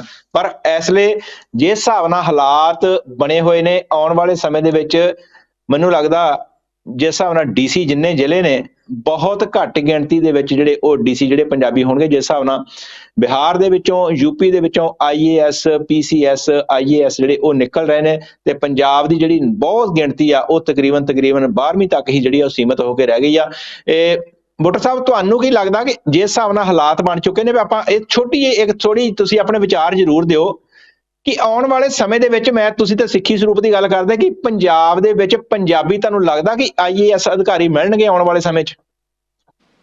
ਸੈਣੀ ਸਾਹਿਬ, ਮੈਂ ਨਾ ਪਿੱਛੇ ਜੀ ਇਹਦੇ ਤੇ ਇੱਕ ਆਰਟੀਕਲ ਵੀ ਲਿਖਿਆ ਸੀਗਾ ਕਿ ਜੇ ਪੰਜਾਬ ਦੇ ਵਿੱਚ ਜਿਸ ਤਰੀਕੇ ਦੇ ਨਾਲ ਬੌਧਿਕ ਪ੍ਰਵਾਸ ਹੋ ਰਿਹਾ, ਜਿਵੇਂ ਮਾਈਗ੍ਰੇਸ਼ਨ ਹੋ ਰਹੀ ਆ ਅਮਰੀਕਾ, ਕੈਨੇਡਾ ਤੇ ਹੋਰ ਯੂਰਪ ਕੰਟਰੀਜ਼ ਦੇ ਵਿੱਚ ਸਿੱਖ ਵਾਹੋਦਾਈ ਨੌਜਵਾਨ ਜਾ ਰਹੇ ਆ। ਜਦੋਂ ਵੀ ਨੌਜਵਾਨ ਕੋਈ +2 ਜਾਂ 10ਵੀਂ ਕਰ ਲੈਂਦਾ ਤਾਂ ਉਹਦਾ ਅਗਲਾ ਟਾਰਗੇਟ ਜਿਹੜਾ ਆ ਪੰਜਾਬ 'ਚ ਰਹਿ ਕੇ ਕੋਈ ਇੰਜੀਨੀਅਰਿੰਗ, ਕੋਈ ਸਿਵਲ ਪ੍ਰੀਖਿਆਵਾਂ ਜਾਂ ਕੋਈ ਡਾਕਟਰੀ ਦੇ ਖੇਤਰ, ਇੱਧਰ ਜਾਣ ਦੀ ਬਜਾਏ ਉਹਦਾ ਇੱਕੋ ਟਾਰਗੇਟ ਹੁੰਦਾ ਕਿ IELTS ਕਰਨੀ ਤੇ ਕੈਨੇਡਾ ਜਾਣਾ, ਬਸ ਇੱਕੋ ਸੁਪਨਾ। ਔਰ ਇਹਨਾਂ ਦਾ ਚੀਜ਼ਾਂ ਦਾ ਪ੍ਰਭਾਵ ਦੇਖੋ, ਜਿਵੇਂ ਤੁਸੀਂ IAS IPS ਅਧਿਕਾਰੀਆਂ ਦੀ ਗੱਲ ਕੀਤੀ ਆ, 1980 ਦੇ ਵਿੱਚ ਪੰਜਾਬ ਦੇ ਵਿੱਚ ਜਿਹੜੇ ਪਹਿਲੇ 15 IPS ਅਧਿਕਾਰੀ ਹੁੰਦੇ ਸੀਗੇ ਸੀਨੀਅਰਟੀ ਵਾਈਜ਼, ਤਾਂ ਉਹਨਾਂ ਵਿੱਚੋਂ 10 ਸਿੱਖ ਹੁੰਦੇ ਸੀਗੇ 1980 ਦੇ ਵਿੱਚ। ਜਿਹੜੇ ਸੀਨੀਅਰਟੀ ਵਾਈਜ਼ ਪਹਿਲੇ 15 IPS ਅਧਿਕਾਰੀ, ਉਹਨਾਂ ਚੋਂ 10 ਸਿੱਖ ਹੁੰਦੇ ਸੀ। ਤੇ ਅੱਜ 2022 ਜਾਂ 23 ਦੇ ਵਿੱਚ ਪਹਿਲੇ 15 ਦੇ ਵਿੱਚੋਂ ਸਿਰਫ 3 IPS ਅਧਿਕਾਰੀ ਜਿਹੜੇ ਆ ਉਹ ਸਿੱਖ ਨੇ, ਔਰ ਤਿੰਨਾਂ ਦੇ ਵਿੱਚੋਂ ਇੱਕ ਵੀ ਆਈਪੀਐਸ ਅਧਿਕਾਰੀ ਜਿਹੜਾ ਡੀਜੀ ਰੈਂਕ ਤੱਕ ਨਹੀਂ ਪਹੁੰਚ ਰਿਹਾ, ਪਹਿਲਾਂ ਹੀ ਰਿਟਾਇਰ ਹੋ ਜਾਣਗੇ। ਜੀ ਕਹਿਣ ਦਾ ਜੀ ਭਾਵ ਆ ਆਉਣ ਵਾਲੇ ਸਮੇਂ 'ਚ ਪੰਜਾਬ ਨੂੰ ਸਿੱਖ ਡੀਜੀਪੀ ਵੀ ਨਹੀਂ ਮਿਲਣਾ। ਤੇ ਮੈਂ ਇੱਕ ਹੋਰ ਗੱਲ ਦਾ ਜ਼ਿਕਰ ਕਰਦਾ, ਇੱਕ ਜੀ ਰਵਾਇਤ ਰਹੀ ਹੈ ਪੰਜਾਬ ਦੇ ਵਿੱਚ, ਪੰਜਾਬੀ ਸੂਬੇ ਤੋਂ ਜੀ ਬਾਅਦ ਇੱਕ ਰਵਾਇਤ ਰਹੀ ਆ ਕਿ ਪੰਜਾਬ ਹਾਂ ਦਾ ਚੀਫ ਸੈਕਟਰੀ ਤੇ ਪੰਜਾਬ ਦਾ ਡੀਜੀਪੀ ਦੋਨਾਂ ਦੇ ਵਿੱਚੋਂ ਇੱਕ ਸਿੱਖ ਹੁੰਦਾ ਸੀਗਾ। ਜੀ ਬਿਲਕੁਲ ਤਾਂ ਇਹ ਰਵਾਇਤ ਵੀ ਜੀ ਹੁਣ ਕਿਤੇ ਨਜ਼ਰ ਨਹੀਂ ਆ ਰਹੀ, ਨਾ ਪੰਜਾਬ ਦਾ ਡੀਜੀ ਸਿੱਖ ਨਜ਼ਰ ਆ ਰਿਹਾ, ਨਾ ਪੰਜਾਬ ਦਾ ਚੀਫ ਸੈਕਟਰੀ ਸਿੱਖ ਨਜ਼ਰ ਆ ਰਿਹਾ। ਸਿੱਖ ਨਜ਼ਰ ਜੀ ਕਿੱਥੋਂ ਆਵੇ, ਸਿੱਖ ਅਧਿਕਾਰੀ ਨਹੀਂ ਨਜ਼ਰ ਆ ਰਹੇ। ਹੁਣ ਤੇ ਇਸ ਸਾਲ ਜਿਹੜੀ ਆਈਪੀਐਸ ਦੀ ਪ੍ਰੀਖਿਆ ਹੋਈ ਆ, ਤਾਂ ਉਹਦੇ ਹਾਂ ਵਿੱਚੋਂ ਮੇਰੇ ਖਿਆਲ ਕੁੱਲ ਮਿਲਾ ਕੇ ਜ਼ੋਰ ਨਾਲ ਪੂਰੇ ਪੰਜਾਬ ਕੇਡਰ 'ਚ ਸਿਰਫ 2-3 ਜਿਹੜੇ ਬੱਚੇ ਜਿਹੜੇ ਆ ਉਹ ਪੰਜਾਬ ਕੇਡਰ 'ਚ ਸਿਲੈਕਟ ਹੋਏ ਸਿੱਖ 42 ਆਈਪੀਐਸ। ਬਿਹਾਰ 42 ਬਿਹਾਰ ਚੋਂ ਆ ਜੀ, ਬਾਕੀ ਯੂਪੀ ਚੋਂ ਆ, ਤੇ ਜਿਹੜੇ ਪੰਜਾਬ ਦੀ ਤੁਸੀਂ ਗੱਲ ਕੀਤੀ ਹੈ ਕਿ 2 ਜਾਂ 3 ਦੀ ਗਿਣਤੀ ਜਿਹੜੀ ਆ ਪੰਜਾਬ ਦੇ ਵਿੱਚ ਸਿਲੈਕਸ਼ਨ ਹੋਏ। ਬੁੱਟਰ ਸਾਹਿਬ ਮੈਂ ਇੱਕ ਤੁਹਾਨੂੰ ਸਵਾਲ ਇੱਕ ਆ ਮੇਰਾ, ਅਸੀਂ ਇਹ ਮੁੱਦਾ ਸਰਕਾਰ ਉੱਤੇ ਛੱਡ ਦਿੰਦੇ ਆ ਜਾਂ ਆਪਣੇ ਮੁੱਖ ਮੰਤਰੀ, ਜਿੱਦਾਂ ਤੁਸੀਂ ਦੱਸਿਆ ਕਿ ਮਹਾਰਾਸ਼ਟਰ ਦੇ ਮੁੱਖ ਮੰਤਰੀ ਸ਼ਿੰਦੇ, ਉਹਨਾਂ ਉੱਤੇ ਛੱਡ ਦਿੰਦੇ ਆ ਕਿ ਉਹ ਚਲੋ ਠੀਕ ਹੈ ਹੁਣ ਤਾਂ ਇਹਨਾਂ ਦਿਨਾਂ ਦੇ ਵਿੱਚ ਜਾਂ ਇਹਨਾਂ ਸਾਲਾਂ ਦੇ ਵਿੱਚ ਕੋਈ ਸਿੱਖ ਚਿਹਰਾ ਸਾਨੂੰ ਲੱਭ ਪਊਗਾ, ਪਰ ਜੇ ਆਉਣ ਵਾਲੇ ਸਮੇਂ ਦੇ ਵਿੱਚ ਕੋਈ ਸਿੱਖ ਚਿਹਰਾ ਹੋਇਆ ਹੀ ਨਾ, ਸਿੱਖੀ ਸਰੂਪ ਦੇ ਵਿੱਚ ਕੋਈ ਇਸ ਲੈਵਲ ਤੇ ਇਸ ਰੈਂਕ ਤੱਕ ਪਹੁੰਚਿਆ ਹੀ ਨਹੀਂ, ਅਸੀਂ ਉਹਨਾਂ ਨੂੰ ਕਵਾਂਗੇ ਸਾਡਾ ਸਿੱਖ ਚਿਹਰਾ ਆਈਏਐਸ ਡੀਸੀ ਲੱਗਣਾ ਚਾਹੀਦਾ, ਅਗਲੇ ਸਾਨੂੰ ਕਹਿਣਗੇ ਵੀ ਤੁਸੀਂ ਸਾਨੂੰ ਫਿਰ ਪੂਰੇ ਭਾਰਤ ਦੇ ਵਿੱਚੋਂ ਕੋਈ ਜਿਹੜਾ ਸਿੱਖੀ ਸਰੂਪ ਦੇ ਵਿੱਚ ਉਹ ਸਾਨੂੰ ਲੱਭ ਕੇ ਲਿਆ ਦਿਓ ਤੇ ਅਸੀਂ ਲਾ ਦਿੰਨੇ ਆ। ਜੇ ਸਾਡੇ ਕੋਲ ਹੋਊਗਾ ਤੇ ਕਵਾਂਗੇ ਇਹਨੂੰ ਲਾ ਦਿਓ, ਜੇ ਸਾਡੇ ਕੋਲ ਹੋਇਆ ਹੀ ਨਾ ਤੇ ਫਿਰ ਅਸੀਂ ਕੀ ਕਰਾਂਗੇ? ਸੈਣੀ ਸਾਹਿਬ, ਚਾਹੇ ਕਹਿੰਦੇ ਹੁੰਦੇ ਦੇਰ ਆਇਦ ਦੁਰਸਤ ਆਇਦ, ਲੰਬੇ ਚਿਰੋਕਣੇ ਸਮੇਂ ਤੋਂ ਸਿੱਖ ਕੌਮ ਦੀ ਇਹ ਮੰਗ ਰਹੀ ਆ ਕਿ ਜਿਸ ਤਰੀਕੇ ਦੇ ਨਾਲ ਦੇਸ਼ ਦੀਆਂ ਸਿਵਲ ਸੇਵਾਵਾਂ ਦੇ ਵਿੱਚ ਸਿੱਖਾਂ ਦੀ ਗਿਣਤੀ ਘਟ ਰਹੀ ਆ, ਕਿਸੇ ਸਮੇਂ ਵੇਖੋ ਹੁਣ ਤੇ ਆਈਏਐਸ ਅਧਿਕਾਰੀ ਜਿਹੜੇ ਹੁੰਦੇ ਆ ਉਹ ਉਹਨਾਂ ਤੋਂ ਵੀ ਉੱਚਾ ਰੁਤਬਾ ਸੀ ਜਦੋਂ ਸਰਦਾਰ ਕਪੂਰ ਸਿੰਘ ਬਣੇ ਆਈਏਐਸ ਅਧਿਕਾਰੀ ਬਣੇ ਸੀਗੇ। ਜੀ ਜੀ ਬਿਲਕੁਲ। ਉਸ ਵੇਲੇ ਆਈਏਐਸ ਅਧਿਕਾਰੀ ਜਿਹੜੇ ਆ ਉਹਦਾ ਰੁਤਬਾ ਅੱਜ ਦੇ ਆਈਏਐਸ ਅਧਿਕਾਰੀਆਂ ਤੋਂ ਕਿਤੇ ਉੱਪਰ ਸੀਗਾ, ਔਰ ਪਹਿਲੇ ਅਧਿਕਾਰੀ ਸੀਗੇ ਸਰਦਾਰ ਕਪੂਰ ਸਿੰਘ। ਫਿਰ ਉਸ ਤੋਂ ਬਾਅਦ ਸਮੇਂ-ਸਮੇਂ ਬੜੇ ਵੱਡੇ ਅਧਿਕਾਰੀ ਜਿਹੜੇ ਦੇਸ਼ ਦੀਆਂ ਸੇਵਾਵਾਂ ਦੇ ਵਿੱਚ ਸਿੱਖ ਰਹੇ ਆ, ਤੇ ਪਰ ਜਿਸ ਤਰੀਕੇ ਦੇ ਨਾਲ ਸਿੱਖਾਂ ਦੀ ਸ਼ਮੂਲੀਅਤ ਘਟ ਰਹੀ ਦਿਨੋਂ ਦਿਨ, ਤੇ ਸਮੇਂ-ਸਮੇਂ ਸਿੱਖ ਭਾਵਨਾਵਾਂ ਦਾ ਇਹ ਪ੍ਰਗਟਾਵਾ ਹੁੰਦਾ ਰਿਹਾ ਕਿ ਸ਼੍ਰੋਮਣੀ ਗੁਰਦੁਆਰਾ ਪ੍ਰਬੰਧਕ ਕਮੇਟੀ ਸਿਵਲ ਸੇਵਾਵਾਂ ਦੀਆਂ ਪ੍ਰੀਖਿਆਵਾਂ ਦੇ ਵਿੱਚ ਸਿੱਖਾਂ ਦੀ ਤਿਆਰੀ ਦੇ ਲਈ ਕੋਈ ਯੋਗ ਉਪਰਾਲੇ ਕਰੇ, ਤੇ ਚਾਹੇ ਬਹੁਤ ਦੇਰ ਨਾਲ ਸਹੀ, ਪਰ ਹੁਣ ਸ਼੍ਰੋਮਣੀ ਗੁਰਦੁਆਰਾ ਪ੍ਰਬੰਧਕ ਕਮੇਟੀ ਨੇ ਇੱਕ ਬੜੀ ਵਕਾਰੀ ਆਈਏਐਸ ਆਈਪੀਐਸ ਅਧਿਕਾਰੀਆਂ ਦੀ ਸਿਖਲਾਈ ਵਾਲੀ ਸੰਸਥਾ ਚੰਡੀਗੜ੍ਹ ਦੀ, ਉਹਦੇ ਨਾਲ ਇੱਕ ਸਮਝੌਤਾ ਸਹੀਬੱਧ ਕੀਤਾ ਆ। ਸਾਰਾ ਖਰਚਾ ਸ਼੍ਰੋਮਣੀ ਗੁਰਦੁਆਰਾ ਪ੍ਰਬੰਧਕ ਕਮੇਟੀ ਕਰੇਗੀ। ਹੁਣ ਫਿਰ ਉਹਨਾਂ ਨੇ ਇਸ਼ਤਿਹਾਰ ਕੱਢਿਆ ਆ, ਉਹਨਾਂ ਨੇ 20-25 ਜਿਹੜੇ ਨੌਜਵਾਨ ਨਵੇਂ ਸਿਲੈਕਟ ਕਰਨੇ ਆ। ਫਿਰ ਉਹਨਾਂ ਦੀ ਸਿਲੈਕਸ਼ਨ ਦੀ ਵੇਖੋ ਕਿੰਨੀ ਵਧੀਆ ਉਹਨਾਂ ਨੇ ਨਿਰਪੱਖ ਤੇ ਪਾਰਦਰਸ਼ੀ ਤਰੀਕਾ ਰੱਖਿਆ। ਜਿਹੜੇ ਸੇਵਾ ਮੁਕਤ ਆਈਏਐਸ ਅਧਿਕਾਰੀ ਸਿੱਖਾਂ 'ਚ ਹੋਏ ਆ, ਸਰਦਾਰ ਕਾਹਨ ਸਿੰਘ ਪੰਨੂ ਵਰਗੇ ਜਿਹੜੇ ਬੜੇ ਇਮਾਨਦਾਰ ਹੋਏ ਆ, ਉਹਨਾਂ ਦਾ ਇੱਕ ਪੈਨਲ ਬਣਾਇਆ। ਉਹ ਫਿਰ ਸਭ ਤੋਂ ਪਹਿਲਾਂ ਮੁੱਢਲੇ ਤੌਰ ਤੇ ਉਹ ਸਿਲੈਕਸ਼ਨ ਦੇ ਲਈ ਅੰਮ੍ਰਿਤਧਾਰੀ ਹੋਵੇ, ਨੌਜਵਾਨ ਸਿੱਖ ਪਰਿਵਾਰ 'ਚ ਹੋਵੇ, ਅੰਮ੍ਰਿਤਧਾਰੀ ਹੋਵੇ, ਤੇ ਫਿਰ ਉਹਦਾ ਟੈਸਟ ਲਿਆ ਜਾਂਦਾ, ਤੇ ਟੈਸਟ ਲੈਣ ਤੋਂ ਬਾਅਦ ਜਿਹੜੇ ਸਫਲ ਹੁੰਦੇ ਆ ਉਹਨਾਂ ਨੂੰ ਫਿਰ ਉਹਦੇ 'ਚ ਸਿਲੈਕਟ ਕਰ ਲਿਆ ਜਾਂਦਾ। ਫਿਰ ਉਹਦੀ ਸਾਰੀ ਸਿਖਲਾਈ ਦੀ, ਰਿਹਾਇਸ਼, ਖਾਣ ਪੀਣ, ਲੀੜੇ ਲੱਤੇ ਦੀ ਸਾਰੀ ਜ਼ਿੰਮੇਵਾਰੀ ਐਸਜੀਪੀਸੀ ਦੀ ਆ। ਉਹਨਾਂ ਨੇ ਉਹਨਾਂ ਦੀ ਸਿਖਲਾਈ ਕਰਾਉਣੀ ਆ, ਸਿਵਲ ਸੇਵਾਵਾਂ ਦੀ ਤਿਆਰੀ ਕਰਾਉਣੀ ਆ, ਤਾਂ ਜੋ ਆਉਣ ਵਾਲੇ ਸਮੇਂ ਦੇ ਵਿੱਚ ਦੇਸ਼ ਦੀਆਂ ਸਿਵਲ ਸੇਵਾਵਾਂ ਦੇ ਵਿੱਚ ਸਿੱਖਾਂ ਦੀ ਸ਼ਮੂਲੀਅਤ ਵਧੇ ਤੇ ਸਿੱਖ ਦੇਸ਼ ਦੇ ਸਿਸਟਮ ਦੇ ਵਿੱਚ ਸ਼ਾਮਲ ਹੋ ਕੇ ਆਪਣੇ ਸਿੱਖਾਂ ਦੀ ਗੱਲ, ਆਪਣੀ ਕੌਮ ਦੀ ਗੱਲ, ਮਨੁੱਖਤਾ ਦੀ ਗੱਲ, ਦੇਸ਼ ਦੀ ਗੱਲ ਕਰ ਸਕਣ। ਕਿਉਂਕਿ ਸਿੱਖਾਂ ਦੀ ਜਿਸ ਤਰੀਕੇ ਦੇ ਨਾਲ ਸਿੱਖਾਂ ਦੇ ਵਿੱਚ ਅਲੈਦਗੀ ਦੀ ਭਾਵਨਾ ਪੈਦਾ ਹੋ ਰਹੀ ਆ ਔਰ ਜਾਂ ਕੀਤੀ ਜਾ ਰਹੀ ਆ, ਉਹ ਵੀ ਇੱਕ ਤਰੀਕਾ ਨਹੀਂ ਹੈਗਾ।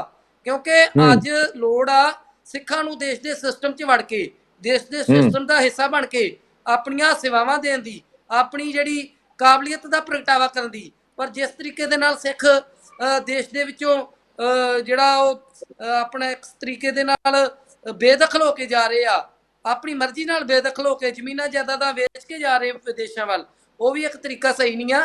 ਵਿਦੇਸ਼ਾਂ 'ਚ ਵੀ ਜਾਣਾ ਚਾਹੀਦਾ ਕਾਬਲ ਬੱਚਿਆਂ ਨੂੰ, ਪਰ ਉੱਥੇ ਜਾਣ ਜਿਹਨਾਂ ਖੇਤਰਾਂ ਦੇ ਵਿੱਚ ਸਿੱਖਾਂ ਦਾ ਮਾਣ ਉੱਚਾ ਵਧੇ।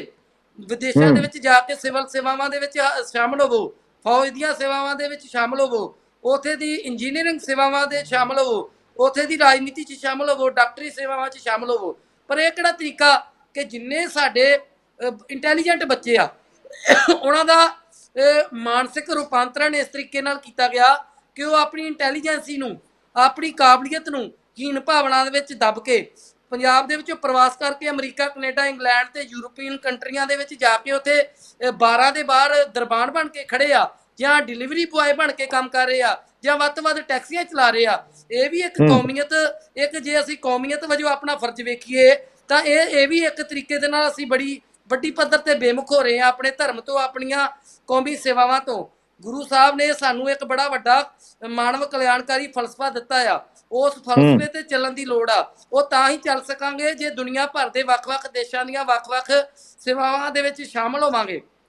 ਸੋ ਇਸ ਤਰੀਕੇ ਦੇ ਨਾਲ ਸਿੱਖਾਂ ਨੂੰ ਲੋੜ ਹੈ ਆਪਣੀ ਕਾਬਲੀਅਤ ਦਾ ਪ੍ਰਗਟਾਵਾ ਕਰਨ ਦੀ, ਆਪਣੇ ਹੁਨਰ ਨੂੰ ਸਾਹਮਣੇ ਲਿਆਉਣ ਦੀ।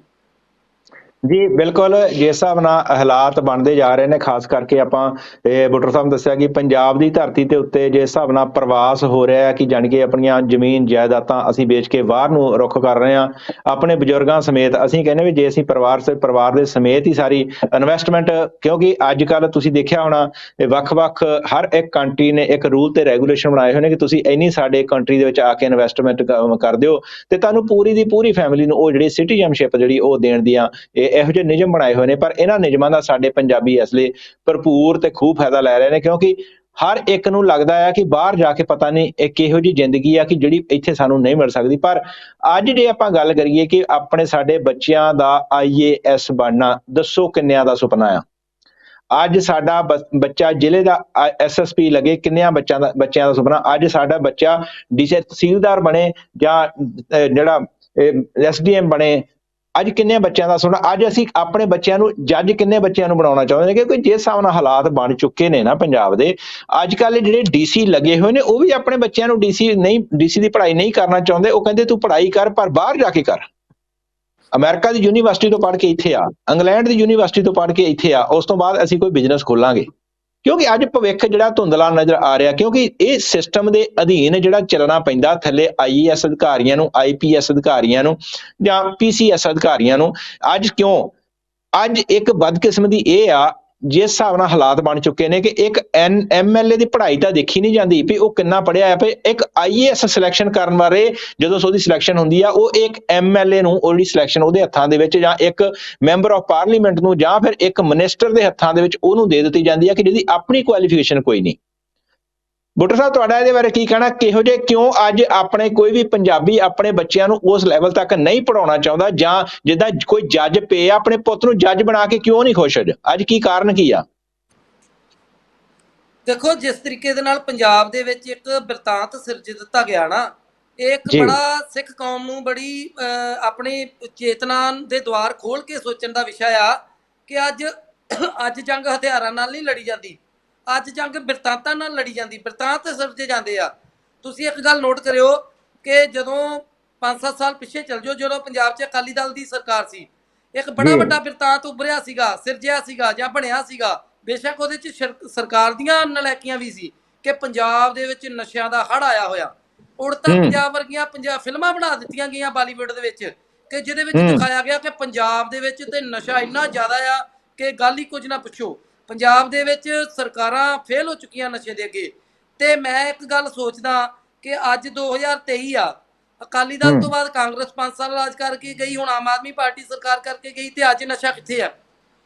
ਕੱਲ ਪਰਸੋਂ ਅੱਜ ਹੀ ਇੱਕ ਵੀਡੀਓ ਵੇਖ ਰਹੇ ਸੀ ਕਿ ਪੰਜਾਬ ਦੇ ਵਿੱਚ ਕਿਸੇ ਜ਼ਿਲ੍ਹੇ ਦੀ ਵੀਡੀਓ ਆ, ਸ਼ਾਇਦ ਫਿਰੋਜ਼ਪੁਰ ਸਾਈਡ ਦੀ ਆ, ਕਿ ਉਹ 2 ਬੱਚੇ ਜਿਹੜੇ ਮੁੰਡੇ ਨੌਜਵਾਨ ਆ ਨਸ਼ਈ ਅਮਲੀ, ਉਹ ਆਪਣੇ ਪਿਓ ਨੂੰ ਬੇਰਹਿਮੀ ਨਾਲ ਮਾਰ ਰਹੇ ਆ ਜੀ। ਕੱਲ ਦੀ ਖਬਰ ਹੈ, ਆਪਣੇ ਜਿਹੜੇ ਕੁਹਾੜਿਆਂ ਦੇ ਨਾਲ ਵੱਢ ਰਹੇ ਆ। ਇਸ ਤੋਂ ਪਹਿਲਾਂ ਆਮ ਘਟਨਾਵਾਂ ਕਈ ਵਾਰ ਆਪਾਂ ਖਬਰਾਂ ਸੁਣੀਆਂ ਕਿ ਨਸ਼ੇ ਦੀ ਤੋੜ ਦੇ ਵਿੱਚ ਅਮਲੀ ਨੇ ਆਪਣੀ ਕਦੇ ਮਾਂ ਨੂੰ ਮਾਰਤਾ, ਕਦੇ ਪਤਨੀ ਨੂੰ ਮਾਰਤਾ, ਕਦੇ ਬੱਚਿਆਂ ਨੂੰ ਮਾਰਤਾ। ਸੋ ਇਸ ਤਰੀਕੇ ਦੇ ਨਾਲ ਇਹ ਮੁੱਖ ਮੰਤਰੀ ਸਰਦਾਰ ਭਗਵੰਤ ਸਿੰਘ ਮਾਨ ਜਦੋਂ ਸੱਤਾ 'ਚ ਨਹੀਂ ਸੀ ਤੇ ਉਦੋਂ ਬੜੇ ਦਾਅਵੇ ਕਰਦੇ ਸੀਗੇ ਸ਼ਹੀਦਾਂ ਦੀਆਂ ਸਮਾਰਕਾਂ ਤੇ ਜਾ ਕੇ ਕਿ ਸਾਡੀ ਸਰਕਾਰ ਲਿਆ ਦਿਓ ਤੇ ਅਸੀਂ ਨਸ਼ੇ ਦਿਨਾਂ 'ਚ ਖਤਮ ਕਰ ਦਾਂਗੇ। ਤੇ ਪਿੱਛੇ ਜੀ ਮੁੱਖ ਮੰਤਰੀ ਸਾਹਿਬ ਬੜੀ ਬੇਵਸੀ ਦੇ ਵਿੱਚ ਇੱਕ ਬਿਆਨ ਦੇ ਰਹੇ ਸੀ ਕਿ ਮੇਰੇ ਕੋਲ ਕੋਈ ਜਾਦੂ ਦੀ ਛੜੀ ਜਾਂ ਅਲਾਦੀਨ ਦਾ ਚਿਰਾਗ ਤੇ ਹੈ ਨਹੀਂ, ਮੈਂ ਰਾਤੋਂ ਰਾਤ ਨਸ਼ੇ ਖਤਮ ਕਰਦਾ। ਸੋ ਇਸ ਤਰੀਕੇ ਨਾਲ ਕੈਪਟਨ ਅਮਰਿੰਦਰ ਸਿੰਘ ਨੇ ਗੁਟਕਾ ਸਾਹਿਬ ਤੇ ਸਹੁੰ ਖਾ ਕੇ ਤੇ ਕਿਹਾ ਸੀ ਕਿ ਮੈਂ 4 ਹਫ਼ਤਿਆਂ ਦੇ ਵਿੱਚ ਨਸ਼ਾ ਖਤਮ ਕਰ ਦਾਂਗਾ, ਨਸ਼ੇ ਦਾ ਲੱਕ ਤੋੜ ਦਾਂਗਾ। ਤੇ ਜਿਹੜਾ ਉਦੋਂ ਗਲੀ ਦੇ ਵਿੱਚ ਜਿਹੜੇ ਕਾਂਗਰਸੀ ਲੀਡਰਾਂ ਦੇ ਜਿਹੜੇ ਪਿਆਦੇ ਆ ਉਹ ਨਸ਼ੇ ਵੇਚਦੇ ਰਹੇ ਆ, ਉਹਨਾਂ ਤੇ ਦੋਸ਼ ਲੱਗਦੇ ਰਹੇ ਨਸ਼ੇ ਵੇਚਣ ਦੇ, ਤੇ ਅੱਜ ਉਹੀ ਦੋਸ਼ ਆਮ ਆਦਮੀ ਪਾਰਟੀ ਦੇ ਪਿਆਦਿਆਂ ਤੇ ਲੱਗ ਰਹੇ ਆ।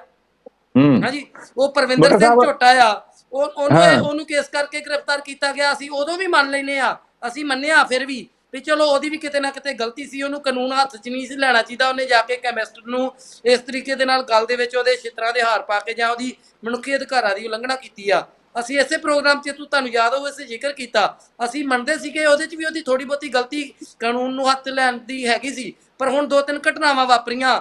ਇੱਕ ਨੌਜਵਾਨ ਨੇ ਤਰਨਤਾਰਨ ਜ਼ਿਲ੍ਹੇ ਦੇ ਵਿੱਚ, ਕੱਲ ਮੈਂ ਇੱਕ ਵੀਡੀਓ ਵੇਖ ਰਿਹਾ ਸੀ, ਉਹ ਕਿਸੇ ਕਿਸਾਨ ਯੂਨੀਅਨ ਦੇ ਆਗੂ ਦਾ ਪੁੱਤਰ ਸੀਗਾ। ਉਹਨੇ ਇੱਕ ਪੋਸਟ ਪਾਈ ਸੀ ਕਿ ਨਸ਼ਾ ਜਿਹੜਾ ਆ ਬਹੁਤ ਵੱਧ ਰਿਹਾ ਆ ਤੇ ਬਹੁਤ ਵਿਕ ਰਿਹਾ, ਤੇ ਸਰਕਾਰ ਜਾਂ ਪੁਲਿਸ ਉਹਨੂੰ ਕਾਬੂ ਕਰਨ 'ਚ ਜਾਂ ਰੋਕਣ 'ਚ ਬੇਵੱਸ ਆ, ਤੇ ਉਹਦੇ ਘਰ ਪੁਲਿਸ ਰੇਡ ਮਾਰਦੀ ਆ ਕਿ ਆ ਤੂੰ ਹਾਜ਼ਰ ਹੋ, ਸਾਨੂੰ ਜਵਾਬ ਦੇ। ਬਜਾਏ ਕਿ ਉਹਨਾਂ ਲੋਕਾਂ ਦੀ ਜਵਾਬਦੇਹੀ ਕੀਤੀ ਜਾਵੇ ਜਿਹੜੇ ਨਸ਼ੇ ਨੂੰ ਵੇਚ ਰਹੇ ਆ, ਤੇ ਨਸ਼ਿਆਂ ਦੇ ਖਿਲਾਫ ਬੋਲਣ ਜਾਂ ਲਿਖਣ ਵਾਲਿਆਂ ਦੇ ਉੱਤੇ ਸਰਕਾਰ ਇਸ ਤਰ੍ਹਾਂ ਕਾਰਵਾਈ ਕਰੇ, ਤੇ ਲੋਕ ਕੀ ਪ੍ਰਭਾਵ ਲੈਣਗੇ ਉਹਦਾ। ਜੀ। ਸੋ ਸਰਕਾਰ ਬੁੱਟਾ ਨੂੰ ਇਸ ਸਾਹਿਬ ਚੀਜ਼ ਸਰਕਾਰ ਨੂੰ ਇਸ ਜੀ। ਚੀਜ਼ ਤੇ ਆਉਣਾ ਚਾਹੀਦਾ ਕਿ ਜਿਹੜੀ ਇਸ ਵੇਲੇ ਇਸ ਵਾਰ 2022 ਦੇ ਵਿੱਚ ਜਿਹੜੀ ਰਿਕਾਰਡ ਵੋਟ ਪਈ ਆਮ ਆਦਮੀ ਪਾਰਟੀ ਨੂੰ, ਲੋਕਾਂ ਨੇ ਬੜੀਆਂ ਵੱਡੀਆਂ ਆਸਾਵਾਂ ਤੇ ਇਸ਼ਾਵਾਂ ਦੇ ਨਾਲ ਇਸ ਸਰਕਾਰ ਨੂੰ ਚੁਣਿਆ। ਲੋਕ 72 ਸਾਲਾਂ ਦੇ ਵਿੱਚ ਅੱਕ ਚੁੱਕੇ ਸੀਗੇ ਉੱਤਰ ਕਾਟੋ ਮੈਚੜਾਂ ਦੀ ਦੌੜ ਤੋਂ। ਕਦੇ ਅਕਾਲੀ ਆ ਗਏ, ਕਦੇ ਕਾਂਗਰਸੀ ਆ ਗਏ, ਕਦੇ ਅਕਾਲੀ ਆ ਗਏ, ਕਦੇ ਕਾਂਗਰਸੀ ਆ ਗਏ। ਤੇ ਇਹ ਇਸ ਤਰੀਕੇ ਦੇ ਨਾਲ ਉਹ ਜਿਹੜਾ ਉਹ ਲੋਕ ਬੁਰੀ ਤਰ੍ਹਾਂ ਆਹਤ ਹੋ ਚੁੱਕੇ ਸੀਗੇ ਕਿ ਜਿਹੜਾ ਸਿਸਟਮ ਜਰਜਰਾ ਚੁੱਕਿਆ, ਲੋਕ ਹਿੱਤ ਗਾਇਬ ਹੋ ਚੁੱਕੇ ਸੀਗੇ, ਸਰਮਾਏਦਾਰੀ ਰਾਜਨੀਤੀ ਜਿਹੜੀ ਆ ਉਹ ਭਾਰੂ ਹੋ ਚੁੱਕੀ ਸੀ। ਪਰ ਲੋਕਾਂ ਨੂੰ ਸੋਚਿਆ ਸੀ ਕਿ ਇਹ ਲੋਕਾਂ ਦੇ ਵਿੱਚੋਂ ਚੁਣਾਂਗੇ ਤੇ ਸ਼ਾਇਦ ਲੋਕਾਂ ਦੀ ਗੱਲ ਕਰਨਗੇ, ਪਰ ਇਹ ਵੀ ਜਿਹੜੇ ਆ ਉਸ ਥਾਲੀ ਦੇ ਚੱਟੇ ਵੱਟੇ ਬਣ ਚੁੱਕੇ ਆ, ਤੇ ਲੋਕ ਕਿੱਧਰ ਜਾਣ। ਜੀ ਬਿਲਕੁਲ ਬੁੱਟਾ ਸਾਹਿਬ, ਜਿਵੇਂ ਇੱਥੇ ਆਪਾਂ ਗੱਲ ਕਰੀਏ ਨਾ, ਤੁਸੀਂ ਦੱਸਿਆ, ਗੱਲ ਕੀਤੀ ਕਿ ਇੱਕ ਪੰਜਾਬ ਦਾ ਸੰਵਿਧਾਨ ਹੁੰਦਾ ਸੀਗਾ ਕਿ ਪੰਜਾਬ ਦੇ ਇੱਕ ਅਸੂਲ ਹੁੰਦੇ ਸਨ, ਚੀਫ ਸੈਕਟਰੀ ਜਾਂ ਜਿਹੜਾ ਡੀਜੀਪੀ ਉਹ ਪੰਜਾਬ ਦਾ ਇੱਕ ਸਿੱਖ ਚਿਹਰਾ ਹੋਣਾ ਚਾਹੀਦਾ ਸੀਗਾ, ਜਾਂ ਮੁੱਖ ਮੰਤਰੀ ਇੱਕ ਸਿੱਖ ਚਿਹਰਾ ਹੋਣਾ ਚਾਹੀਦਾ ਸੀ। ਆਪਾਂ ਦੇਖਿਆ ਜਾਵੇ ਜੇ ਪਿਛਲੇ ਸਮੇਂ ਦੇ ਵਿੱਚ ਆਪਾਂ ਪੰਜਾਬ ਦਾ ਡੀਜੀਪੀ KPS ਗਿੱਲ ਵਰਗੇ ਵੀ ਰਹੇ ਨੇ, ਪੰਜਾਬ ਦਾ ਮੁੱਖ ਮੰਤਰੀ ਬੇਅੰਤ ਸਿੰਘ ਵਰਗੇ ਵੀ ਰਹੇ ਨੇ, ਇਹਨਾਂ ਦਾ ਜਿਹੜਾ ਕਿਰਦਾਰ ਸੀਗਾ, ਜੋ ਇਹਨਾਂ ਨੇ ਪੰਜਾਬ ਨੂੰ ਜਿਸ ਹਾਲਾਤਾਂ ਦੇ ਲਿਆ ਕੇ ਉੱਤੇ ਖੜਾ ਕਰ ਦਿੱਤਾ, ਇਹ ਵੀ ਇੱਕ ਪੰਜਾਬ ਦੀ ਇੱਕ ਤਰਾਸਦੀ ਸੀਗੀ ਕਿ ਇਹਨਾਂ ਨੇ ਜੋ ਸਿੱਖ ਕੌਮ ਦੇ ਨਾਲ ਹੋਇਆ, ਜੋ ਸਿੱਖਾਂ ਦੇ ਨਾਲ ਹੋਇਆ, ਜੇ ਕਿਹਨਾਂ ਇਲਾਕਿਆਂ ਦੇ ਵਿੱਚੋਂ ਜਿਹੜੀਆਂ ਕਈ ਸਾਲ ਜਿਹੜੀਆਂ ਉਹ ਵਿਆਹ ਦੀਆਂ ਜੰਜਾਂ ਨਹੀਂ ਚੜੀਆਂ, ਕਿਉਂਕਿ ਉੱਥੇ ਨੌਜਵਾਨੀ ਖਤਮ ਕਰ ਦਿੱਤੀ ਗਈ। ਦੂਸਰੇ ਪਾਸੇ ਆਪਾਂ ਜੇ ਗੱਲ ਕਰੀਏ ਬੁੱਟਾ ਸਾਹਿਬ, ਇੱਕ ਮੇਰਾ ਛੋਟਾ ਜਿਹਾ ਤੁਹਾਨੂੰ ਸਵਾਲ ਆ, ਉਸ ਤੋਂ ਬਾਅਦ ਆਪਾਂ ਅਗਲੇ ਮੁੱਦੇ ਵੱਲ ਵਧਦੇ ਹਾਂ। ਤੁਸੀਂ ਭਗਵੰਤ ਮਾਨ ਨੂੰ ਮੁੱਖ ਮੰਤਰੀ ਨੂੰ ਇੱਕ ਸਿੱਖ ਚਿਹਰਾ ਮੰਨਦੇ ਹੋ ਕਿ ਤੁਸੀਂ ਕਿਵੇਂ ਵੇਖਦੇ ਹੋ? ਦੇਖੋ, ਮੈਂ ਤੇ ਇਹ ਕਹਿਣਾ ਕਿ ਉਹ ਸਿੱਖ ਦੀ ਬਜਾਏ ਇੱਕ ਰਾਜੇ ਦਾ ਹੀ ਫਰਜ਼ ਅਦਾ ਕਰ ਦੇਣ ਤਾਂ ਬਹੁਤ ਆ। ਸਿੱਖ ਦੀ ਗੱਲ ਤੇ ਬਹੁਤ ਉੱਪਰ ਆ। ਰਾਜੇ ਦਾ ਪ੍ਰੋਫੈਸਰ ਪੂਰਨ ਸਿੰਘ ਇੱਕ ਥਾਂ ਲਿਖਦੇ ਆ ਕਿ ਰਾਜਾ ਇਹੋ ਜਿਹਾ ਹੋਣਾ ਚਾਹੀਦਾ ਜਿਸ ਤਰੀਕੇ ਦੇ ਨਾਲ ਸੂਰਜ ਵਨਸਪਤੀ ਨੂੰ, ਜੀਵਾਂ ਜੰਤੂਆਂ ਨੂੰ, ਹਰ ਇੱਕ ਤਰ੍ਹਾਂ ਦੇ ਮੰਦੇ ਚੰਗਿਆਂ ਨੂੰ ਬਰਾਬਰ ਰੋਸ਼ਨੀ ਦਿੰਦਾ ਆ।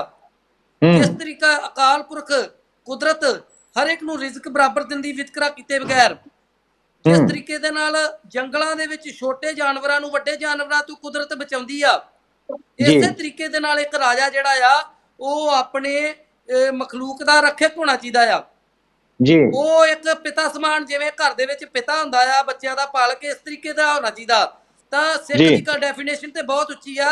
ਅਸੀਂ ਤੇ ਬੇਨਤੀ ਕਰਦੇ ਹਾਂ ਕਿ ਮੁੱਖ ਮੰਤਰੀ ਸਾਹਿਬ ਰਾਜੇ ਦਾ ਹੀ ਰਾਜ ਧਰਮ ਅਪਣਾ ਲੈਣ ਜਾਂ ਨਿਭਾ ਲੈਣ, ਉਹੀ ਬਹੁਤ ਵੱਡੀ ਗੱਲ ਹੋਏਗੀ।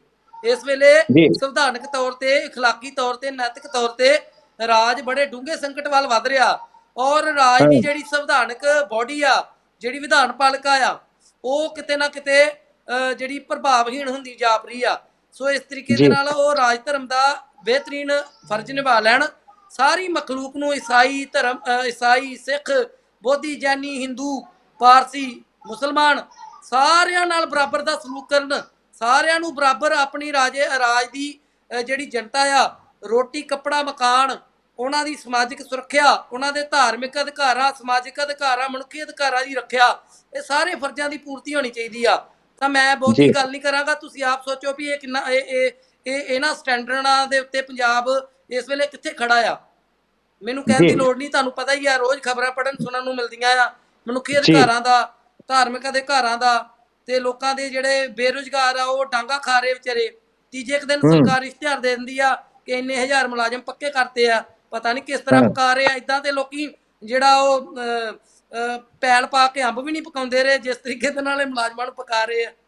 ਜੀ ਬਿਲਕੁਲ। ਆਪਾਂ ਦੂਸਰੇ ਪਾਸੇ ਬੁੱਟਰ ਸਾਹਿਬ ਜੇ ਗੱਲ ਕਰੀਏ ਨਾ, ਇਸੇ ਨਾਲ ਹੀ ਇੱਕ ਸ਼੍ਰੋਮਣੀ ਗੁਰਦੁਆਰਾ ਪ੍ਰਬੰਧਕ ਕਮੇਟੀ ਦੇ ਨਾਲ ਹੀ ਇੱਕ ਮਿਲਦਾ ਜੁਲਦਾ ਜਿਹੜਾ ਉਹ ਮਸਲਾ ਆ ਕਿ ਆਪਾਂ ਜੇ ਆਪਾਂ ਗੱਲ ਕਰੀਏ, ਚਾਹੇ ਭਾਰਤ ਦੇ ਵਿੱਚ ਹੋਈਏ ਚਾਹੇ ਵਿਦੇਸ਼ਾਂ ਦੀ ਧਰਤੀ ਤੇ ਹੋਈਏ, ਯੂਨੀਅਨ ਦਾ ਬਣਨਾ ਨਾ, ਡਾਕਟਰਾਂ ਦੀਆਂ ਯੂਨੀਅਨ ਦੇਖੀਆਂ ਜਾਂਦੀਆਂ ਨੇ, ਮਾਸਟਰਾਂ ਦੀਆਂ ਯੂਨੀਅਨ ਦੇਖੀਆਂ ਜਾਂਦੀਆਂ ਨੇ, ਇੰਜੀਨੀਅਰਾਂ ਦੀਆਂ ਯੂਨੀਅਨ ਦੇਖੀਆਂ ਜਾਂਦੀਆਂ ਨੇ, ਜਾਂ ਇੱਥੋਂ ਤੱਕ ਕਿ IPS IAS ਅਧਿਕਾਰੀਆਂ ਦੀਆਂ ਵੀ ਜਿਹੜੀਆਂ ਉਹ ਯੂਨੀਅਨ ਬਣੀਆਂ ਹੋਈਆਂ ਨੇ, ਵਕੀਲਾਂ ਦੀਆਂ ਯੂਨੀਅਨ ਬਣੀਆਂ ਹੋਈਆਂ ਨੇ, ਜੱਜਾਂ ਦੀਆਂ ਯੂਨੀਅਨ ਬਣੀਆਂ ਹੋਈਆਂ ਨੇ। ਪਰ ਇੱਕ ਸਿੱਖਾਂ ਦੀ ਸਰਮੌਰ ਸੰਸਥਾ ਸ਼੍ਰੋਮਣੀ ਗੁਰਦੁਆਰਾ ਪ੍ਰਬੰਧਕ ਕਮੇਟੀ ਦੇ ਵਿੱਚ ਉੱਥੇ ਜਿਹੜੇ ਸੇਵਾਦਾਰ, ਆਪਾਂ ਕਹਿ ਸਕਦੇ ਹਾਂ, ਚਲੋ ਵਰਕਰ ਵੀ ਨਹੀਂ ਆਪਾਂ ਕਹਿੰਦੇ, ਕਿ ਜਿਹੜੇ ਸੇਵਾ ਕਰਦੇ ਨੇ, ਤਕਰੀਬਨ 22,000 ਮੁਲਾਜ਼ਮ ਨੇ ਜਿਹੜੇ ਸੇਵਾ ਕਰਦੇ ਨੇ। ਚਲੋ ਭਾਵੇਂ ਉਹਨਾਂ ਨੂੰ ਤਨਖਾਹ ਦਿੱਤੀ ਜਾਂਦੀ ਹੈ, ਪਰ ਫਿਰ ਵੀ ਉਹ ਇੱਕ ਸੇਵਾ ਕਰਦੇ ਨਾ। ਉਹਨਾਂ ਦਾ ਯੂਨੀਅਨ ਬਣਾਉਣਾ ਹੀ ਕਿਸ ਕੰਮ ਲਈ, ਕਿਸ ਮਕਸਦ ਲਈ? ਤੁਹਾਡਾ ਇਹਦੇ ਬਾਰੇ ਕੀ ਕਹਿਣਾ ਕਿ ਸ਼੍ਰੋਮਣੀ ਗੁਰਦੁਆਰਾ ਪ੍ਰਬੰਧਕ ਕਮੇਟੀ ਜਿਹੜੇ ਅਹੁਦੇਦਾਰ ਨੇ, ਉਹਨਾਂ ਵੱਲੋਂ ਉਹਨਾਂ ਨੂੰ ਬਣਦੇ ਹੱਕ ਨਹੀਂ ਦਿੱਤੇ ਜਾ ਰਹੇ, ਜਾਂ ਉਹਨਾਂ ਦੀ ਆਵਾਜ਼ ਕਿਤੇ ਨਾ ਕਿਤੇ ਦੱਬੀ ਜਾ ਰਹੀ ਆ, ਜਾਂ ਉਹਨਾਂ ਨੂੰ ਬੋਲਣ ਨਹੀਂ ਦਿੱਤਾ ਜਾ ਰਿਹਾ? ਅੱਜ ਉਹਨਾਂ ਵਰਕਰਾਂ ਨੂੰ, ਉਹਨਾਂ ਮੁਲਾਜ਼ਮਾਂ ਨੂੰ, ਉਹਨਾਂ ਸੇਵਾਦਾਰਾਂ ਨੂੰ ਅੱਜ ਯੂਨੀਅਨ ਬਣਾਉਣ ਦੀ ਕੀ ਲੋੜ ਪੈ ਗਈ? ਕਿਉਂ ਉਹਨਾਂ ਨੇ ਯੂਨੀਅਨ ਬਣਾਈ? ਦੇਖੋ ਸੈਣੀ ਸਾਹਿਬ, ਸਭ ਤੋਂ ਪਹਿਲਾਂ ਤੇ ਜਿਹੜੀ ਬੁਨਿਆਦੀ ਗੱਲ ਆ ਕਿ ਸ਼੍ਰੋਮਣੀ ਗੁਰਦੁਆਰਾ ਪ੍ਰਬੰਧਕ ਕਮੇਟੀ ਇੱਕ ਧਾਰਮਿਕ ਸੰਸਥਾ ਆ ਜਿਹੜੀ ਸੰਗਤ ਦੇ ਸਹਿਯੋਗ ਨਾਲ ਚੱਲਦੀ ਆ। ਇਹ ਕੋਈ ਪ੍ਰੋਡਕਸ਼ਨ ਨਹੀਂ ਕਰਦੀ, ਕੋਈ ਫੈਕਟਰੀ ਨਹੀਂ ਆ, ਕੋਈ ਕਾਰਖਾਨਾ ਨਹੀਂ ਹੈਗਾ, ਹਨਾ। ਇਹਦੇ ਜਿਹੜੇ EMPLOYEES ਨੇ, ਇਹਨਾਂ ਦੇ EMPLOYEES ਜਿਹੜੇ ਆ ਉਹ ਉਹਨਾਂ ਤੇ ਫੈਕਟਰੀਆਂ ਦੇ, ਕਾਰਖਾਨਿਆਂ ਦੇ ਜਿਹੜੇ ਆ ਨਾ ਨਿਯਮ ਜਾਂ ਉਹਨਾਂ ਦੀਆਂ ਉਹ ਗੱਲਾਂ ਲਾਗੂ ਨਹੀਂ ਹੁੰਦੀਆਂ। ਦੂਜੀ ਗੱਲ ਕਿ ਸ਼੍ਰੋਮਣੀ ਗੁਰਦੁਆਰਾ ਪ੍ਰਬੰਧਕ ਕਮੇਟੀ ਦੇ ਮੁਲਾਜ਼ਮਾਂ ਦੇ ਕਿਰਤ ਦੇ ਅਧਿਕਾਰ, ਮਨੁੱਖੀ ਅਧਿਕਾਰ, ਉਹ ਵੀ ਸੁਰੱਖਿਅਤ ਰਹਿਣ। ਇਹਦੇ ਲਈ ਪ੍ਰਬੰਧ ਸਕੀਮ, ਨਿਯਮ, ਉਪ ਨਿਯਮ ਤੇ ਸੇਵਾ ਨਿਯਮ, ਇਹ ਬਕਾਇਦਾ ਗੁਰਦੁਆਰਾ ਐਕਟ ਦੇ ਵਿੱਚ ਤੈਅ ਨੇ ਕਿ ਕੀ ਉਹਨਾਂ ਦੇ ਅਧਿਕਾਰ ਨੇ ਤੇ ਕੀ ਫਰਜ਼ ਨੇ। ਉਹ ਸਾਰਾ ਕੁਝ ਤੈਅ ਆ। ਉਹਦੇ ਤਹਿਤ ਸ਼੍ਰੋਮਣੀ ਗੁਰਦੁਆਰਾ ਪ੍ਰਬੰਧਕ ਕਮੇਟੀ ਦੇ ਕਰਮਚਾਰੀ ਜਿਹੜੇ ਆ ਉਹ ਕੰਮ ਕਰਦੇ ਆ। ਤੇ ਜਿਹੜੀ ਅਗਲੀ ਗੱਲ ਆ ਕਿ ਉਹਨਾਂ ਦੇ ਨਾਲ ਉਹਨਾਂ ਦੇ ਕੋਈ ਡਿਮਾਂਡਾਂ ਜਾਂ ਉਹਨਾਂ ਨਾਲ, ਇਹ ਠੀਕ ਆ ਕਿ ਸ਼੍ਰੋਮਣੀ ਗੁਰਦੁਆਰਾ ਪ੍ਰਬੰਧਕ ਕਮੇਟੀ ਦੇ ਮੁਲਾਜ਼ਮਾਂ ਦੀਆਂ ਬਹੁਤ ਸਾਰੀਆਂ ਜਾਇਜ਼ ਮੰਗਾਂ ਵੀ ਆ।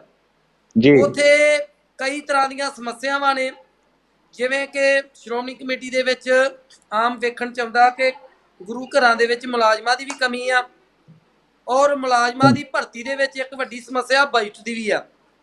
ਅੱਛਾ ਜੀ। ਇੱਥੇ ਅਗਲੀ ਗੱਲ ਕਰਨ ਤੋਂ ਪਹਿਲਾਂ ਛੋਟੀ ਜੀ ਮੈਂ ਗੱਲ ਕਰਾਂਗਾ। ਕਈਆਂ ਦੇ ਮਨਾਂ 'ਚ ਸਵਾਲ ਹੋਊਗਾ ਜਦੋਂ ਮੈਂ ਬਜਟ ਗੱਲ ਕੀਤੀ ਆ ਕਿ ਲੋਕੀ ਸੋਚਣਗੇ ਕਿ ਕਿਹੜੇ ਬਜਟ ਦੀ ਗੱਲ ਕਰਦਾ।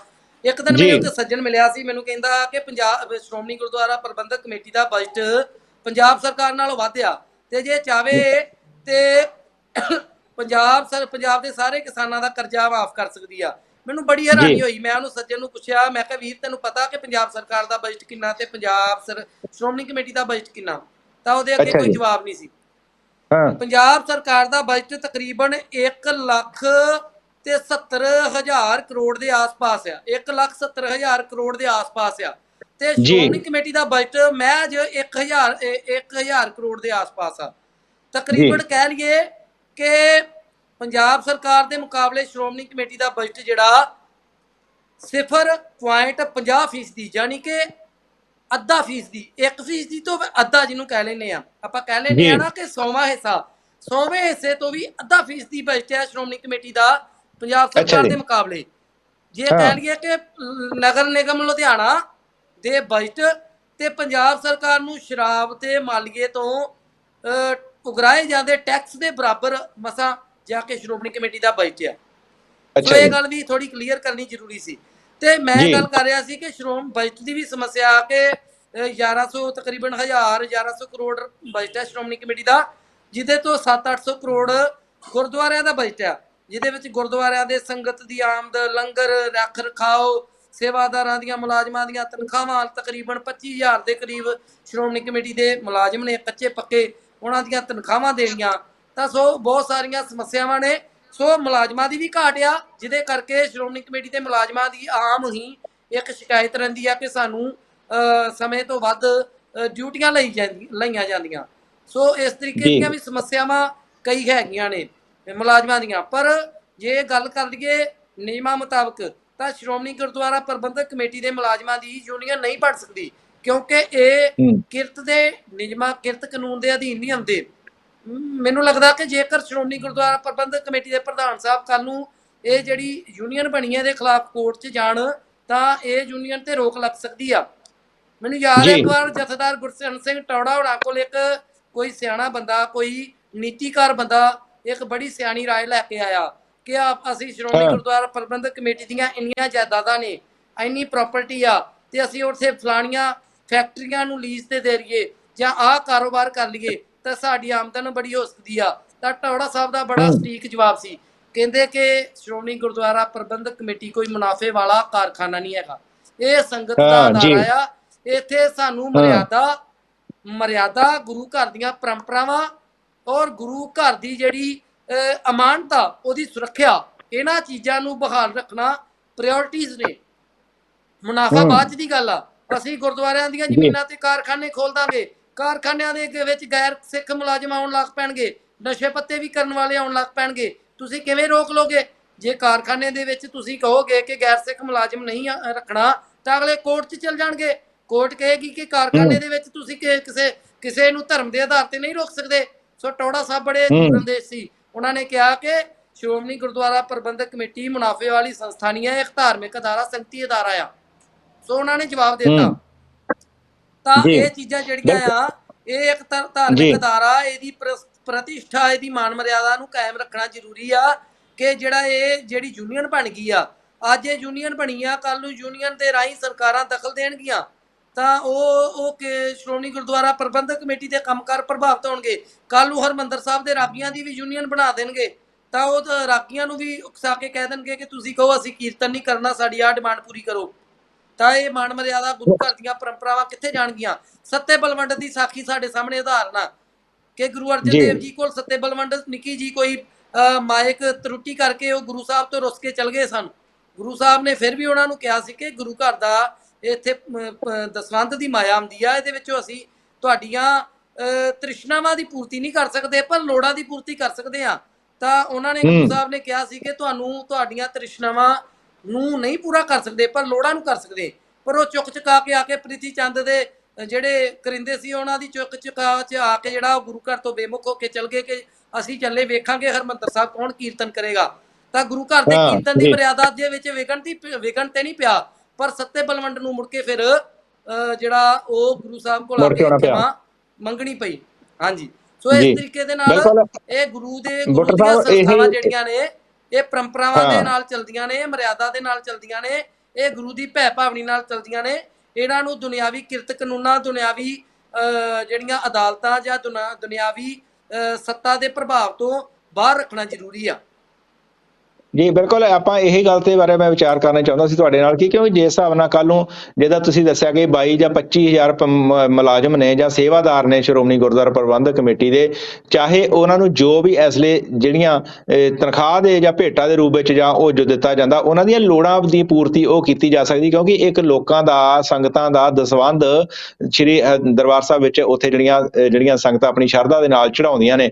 ਪਰ ਅੱਜ ਜੇ ਇਹ ਯੂਨੀਅਨ ਦੇ ਰੂਪ ਵਿੱਚ ਬਣ ਗਈਆਂ, ਕੱਲ ਨੂੰ ਤੇ ਜੇ ਸਾਰੇ ਯੂਨੀਅਨ ਜਿਹੜੇ ਬਣਾ ਕੇ ਮੁਲਾਜ਼ਮ ਜਾਂ ਸੇਵਾਦਾਰ ਇੱਕ ਹੜਤਾਲ ਕਰ ਦਿੰਦੇ ਵੀ ਸਾਡੀਆਂ ਆਹ ਮੰਗਾਂ ਪੂਰੀਆਂ ਕਰੋ, ਨਹੀਂ ਤਾਂ ਅਸੀਂ ਜਿਹੜਾ ਉਹ ਆਪਣੀ ਸੇਵਾ ਨਹੀਂ ਨਿਭਾਉਣੀ ਜਾਂ ਆਪਣੀ ਡਿਊਟੀ ਨਹੀਂ ਨਿਭਾਉਣੀ, ਕਿ ਕਿਤੇ ਨਾ ਕਿਤੇ ਇਹ ਦੇਖਿਆ ਜਾਵੇ ਗੁਰੂ ਘਰਾਂ ਦੇ ਵਿੱਚ ਵੀ ਅੱਜ ਯੂਨੀਅਨ ਦੇ ਰੂਪ ਦੇ ਵਿੱਚ ਇਹੋ ਜਿਹੀਆਂ ਜਿਹੜੀਆਂ ਸਰਕਾਰਾਂ ਨੂੰ ਲਾ ਲਓ ਜਾਂ ਤੁਸੀਂ ਆਪ ਇਹਨਾਂ ਨੂੰ ਹਾਰੋ, ਕਿਉਂਕਿ ਇਹ ਜਦੋਂ ਵੀ ਕੋਈ ਨਾ ਕੋਈ ਗੁਰੂ ਘਰ ਦੇ ਵਿੱਚ ਕੋਈ ਕਿਸੇ ਤਰ੍ਹਾਂ ਇੰਟਰਫੀਰੈਂਸ ਕਰਨੀ ਹੁੰਦੀ ਆ ਤਾਂ ਕਿਤੇ ਨਾ ਕਿਤੇ ਦੇਖਿਆ ਜਾਵੇ ਸਰਕਾਰਾਂ ਦਾ ਵੀ ਰੋਲ ਬਾਖੂਬੀ ਵਿੱਚ ਨਿਭਾਉਣ ਦੇ ਵਿੱਚ ਪਿੱਛੇ ਨਹੀਂ ਹਟਦੀਆਂ। ਕਿਉਂਕਿ ਜਿਸ ਹਿਸਾਬ ਨਾਲ ਅੱਜ ਹੁਣ ਹਾਲਾਤ ਬਣੇ ਹੋਏ ਨੇ ਤਖਤ ਸ੍ਰੀ ਹਜ਼ੂਰ ਸਾਹਿਬ ਦੇ ਨੰਦੇੜ ਤੋਂ, ਕਿਉਂਕਿ ਉੱਥੇ ਇੱਕ ਗੈਰ ਸਿੱਖ ਦਾ ਉੱਥੇ ਲਾ ਦੇਣਾ ਜ਼ਿਲ੍ਹਾ, ਉੱਥੇ ਦਾ ਡੀਸੀ, ਤੇ ਡੀਸੀ ਦੇ ਇਸ ਵੇਲੇ ਜਿਹੜੀਆਂ ਚੋਣਾਂ ਹੋਣੀਆਂ ਨੇ ਇੱਥੇ ਸ਼੍ਰੋਮਣੀ ਗੁਰਦੁਆਰਾ ਪ੍ਰਬੰਧਕ ਕਮੇਟੀ, ਉਹ ਵੀ ਕਿੰਨੇ ਜਿਹੜੀਆਂ ਮਹੀਨਿਆਂ ਤੋਂ ਜਿਹੜੀਆਂ ਉਹ ਪਿੱਛੇ ਪੈਂਡਿੰਗ ਨੇ, ਉਹ ਵੀ ਨਹੀਂ ਕਰਵਾਈਆਂ ਜਾ ਰਹੀਆਂ। ਤੇ ਅੱਜ ਹੁਣ ਜਿਹੜਾ ਪੁਖਤਾ ਇਹ ਪ੍ਰਬੰਧ ਕਰ ਦਿੱਤੇ ਗਏ ਉੱਥੇ ਦੀ ਸੂਬਾ ਸਰਕਾਰ ਵੱਲੋਂ ਕਿ ਉੱਥੇ ਇੱਕ ਜਿਹੜਾ ਡੀਸੀ ਆ ਇੱਕ ਹੁਣ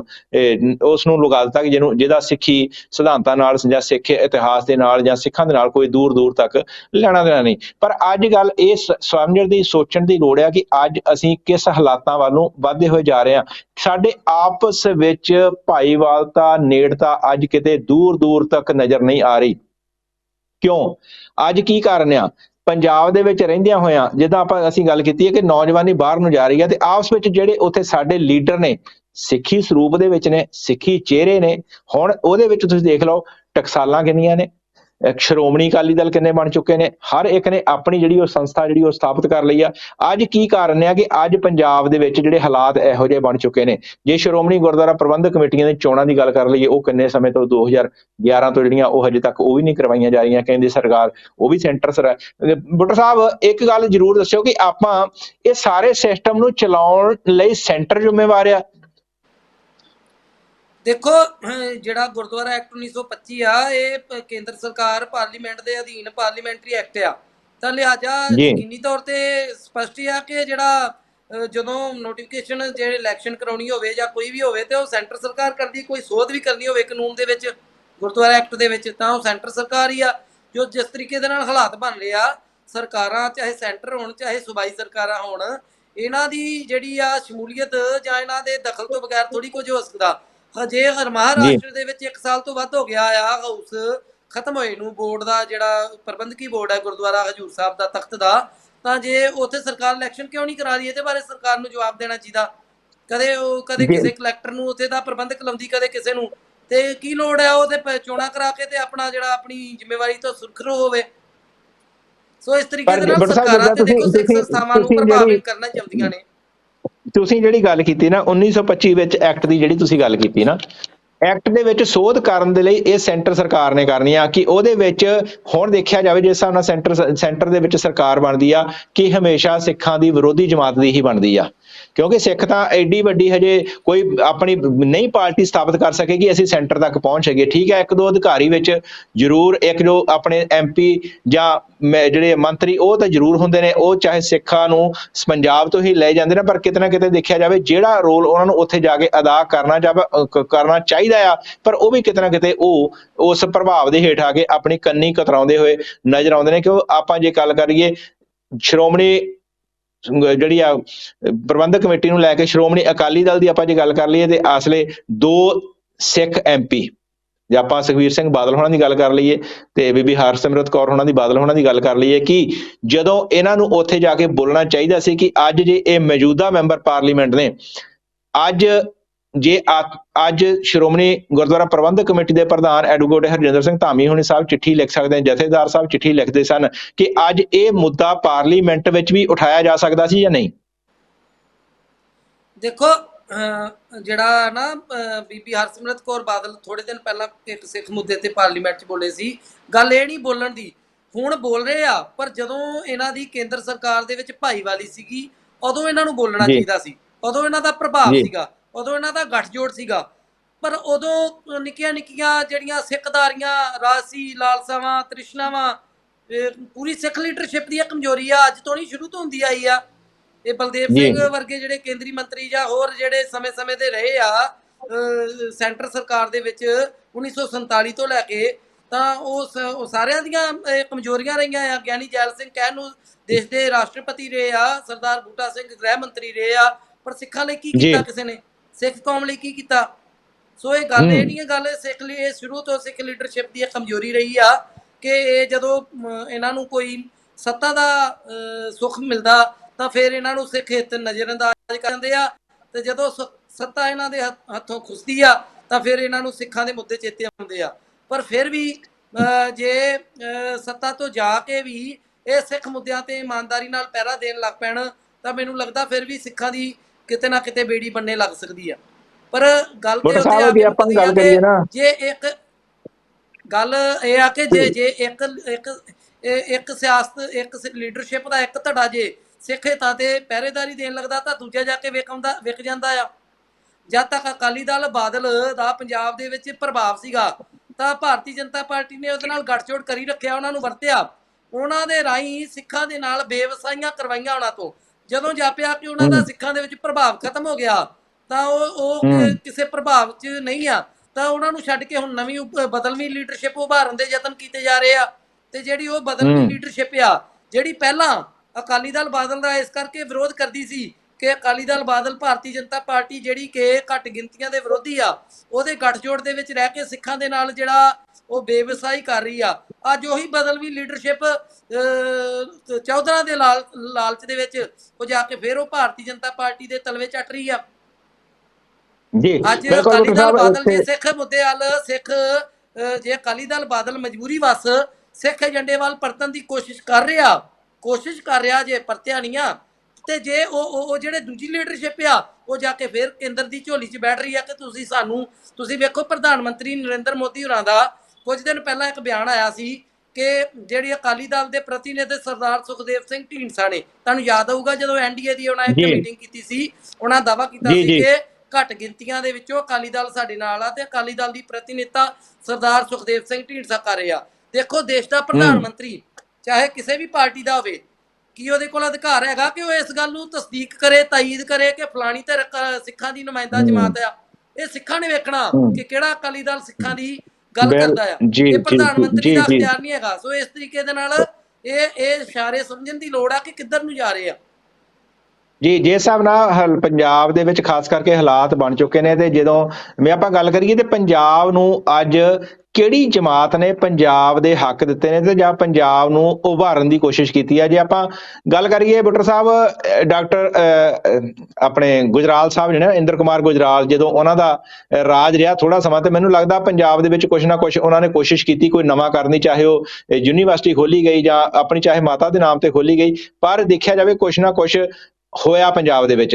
ਪਰ ਜਦੋਂ ਆ ਜਿੰਨੀਆਂ ਜਮਾਤਾਂ ਚਾਹੇ ਭਾਈਵਾਲੀ ਦੀ ਸਰਕਾਰ ਹੋਵੇ ਚਾਹੇ ਭਾਈਵਾਲੀ ਦੇ ਨਾਲ ਨਾ ਵੀ ਸਰਕਾਰ ਹੋਵੇ, ਪੰਜਾਬ ਨੂੰ ਅੱਜ ਕੀ ਮਿਲਿਆ?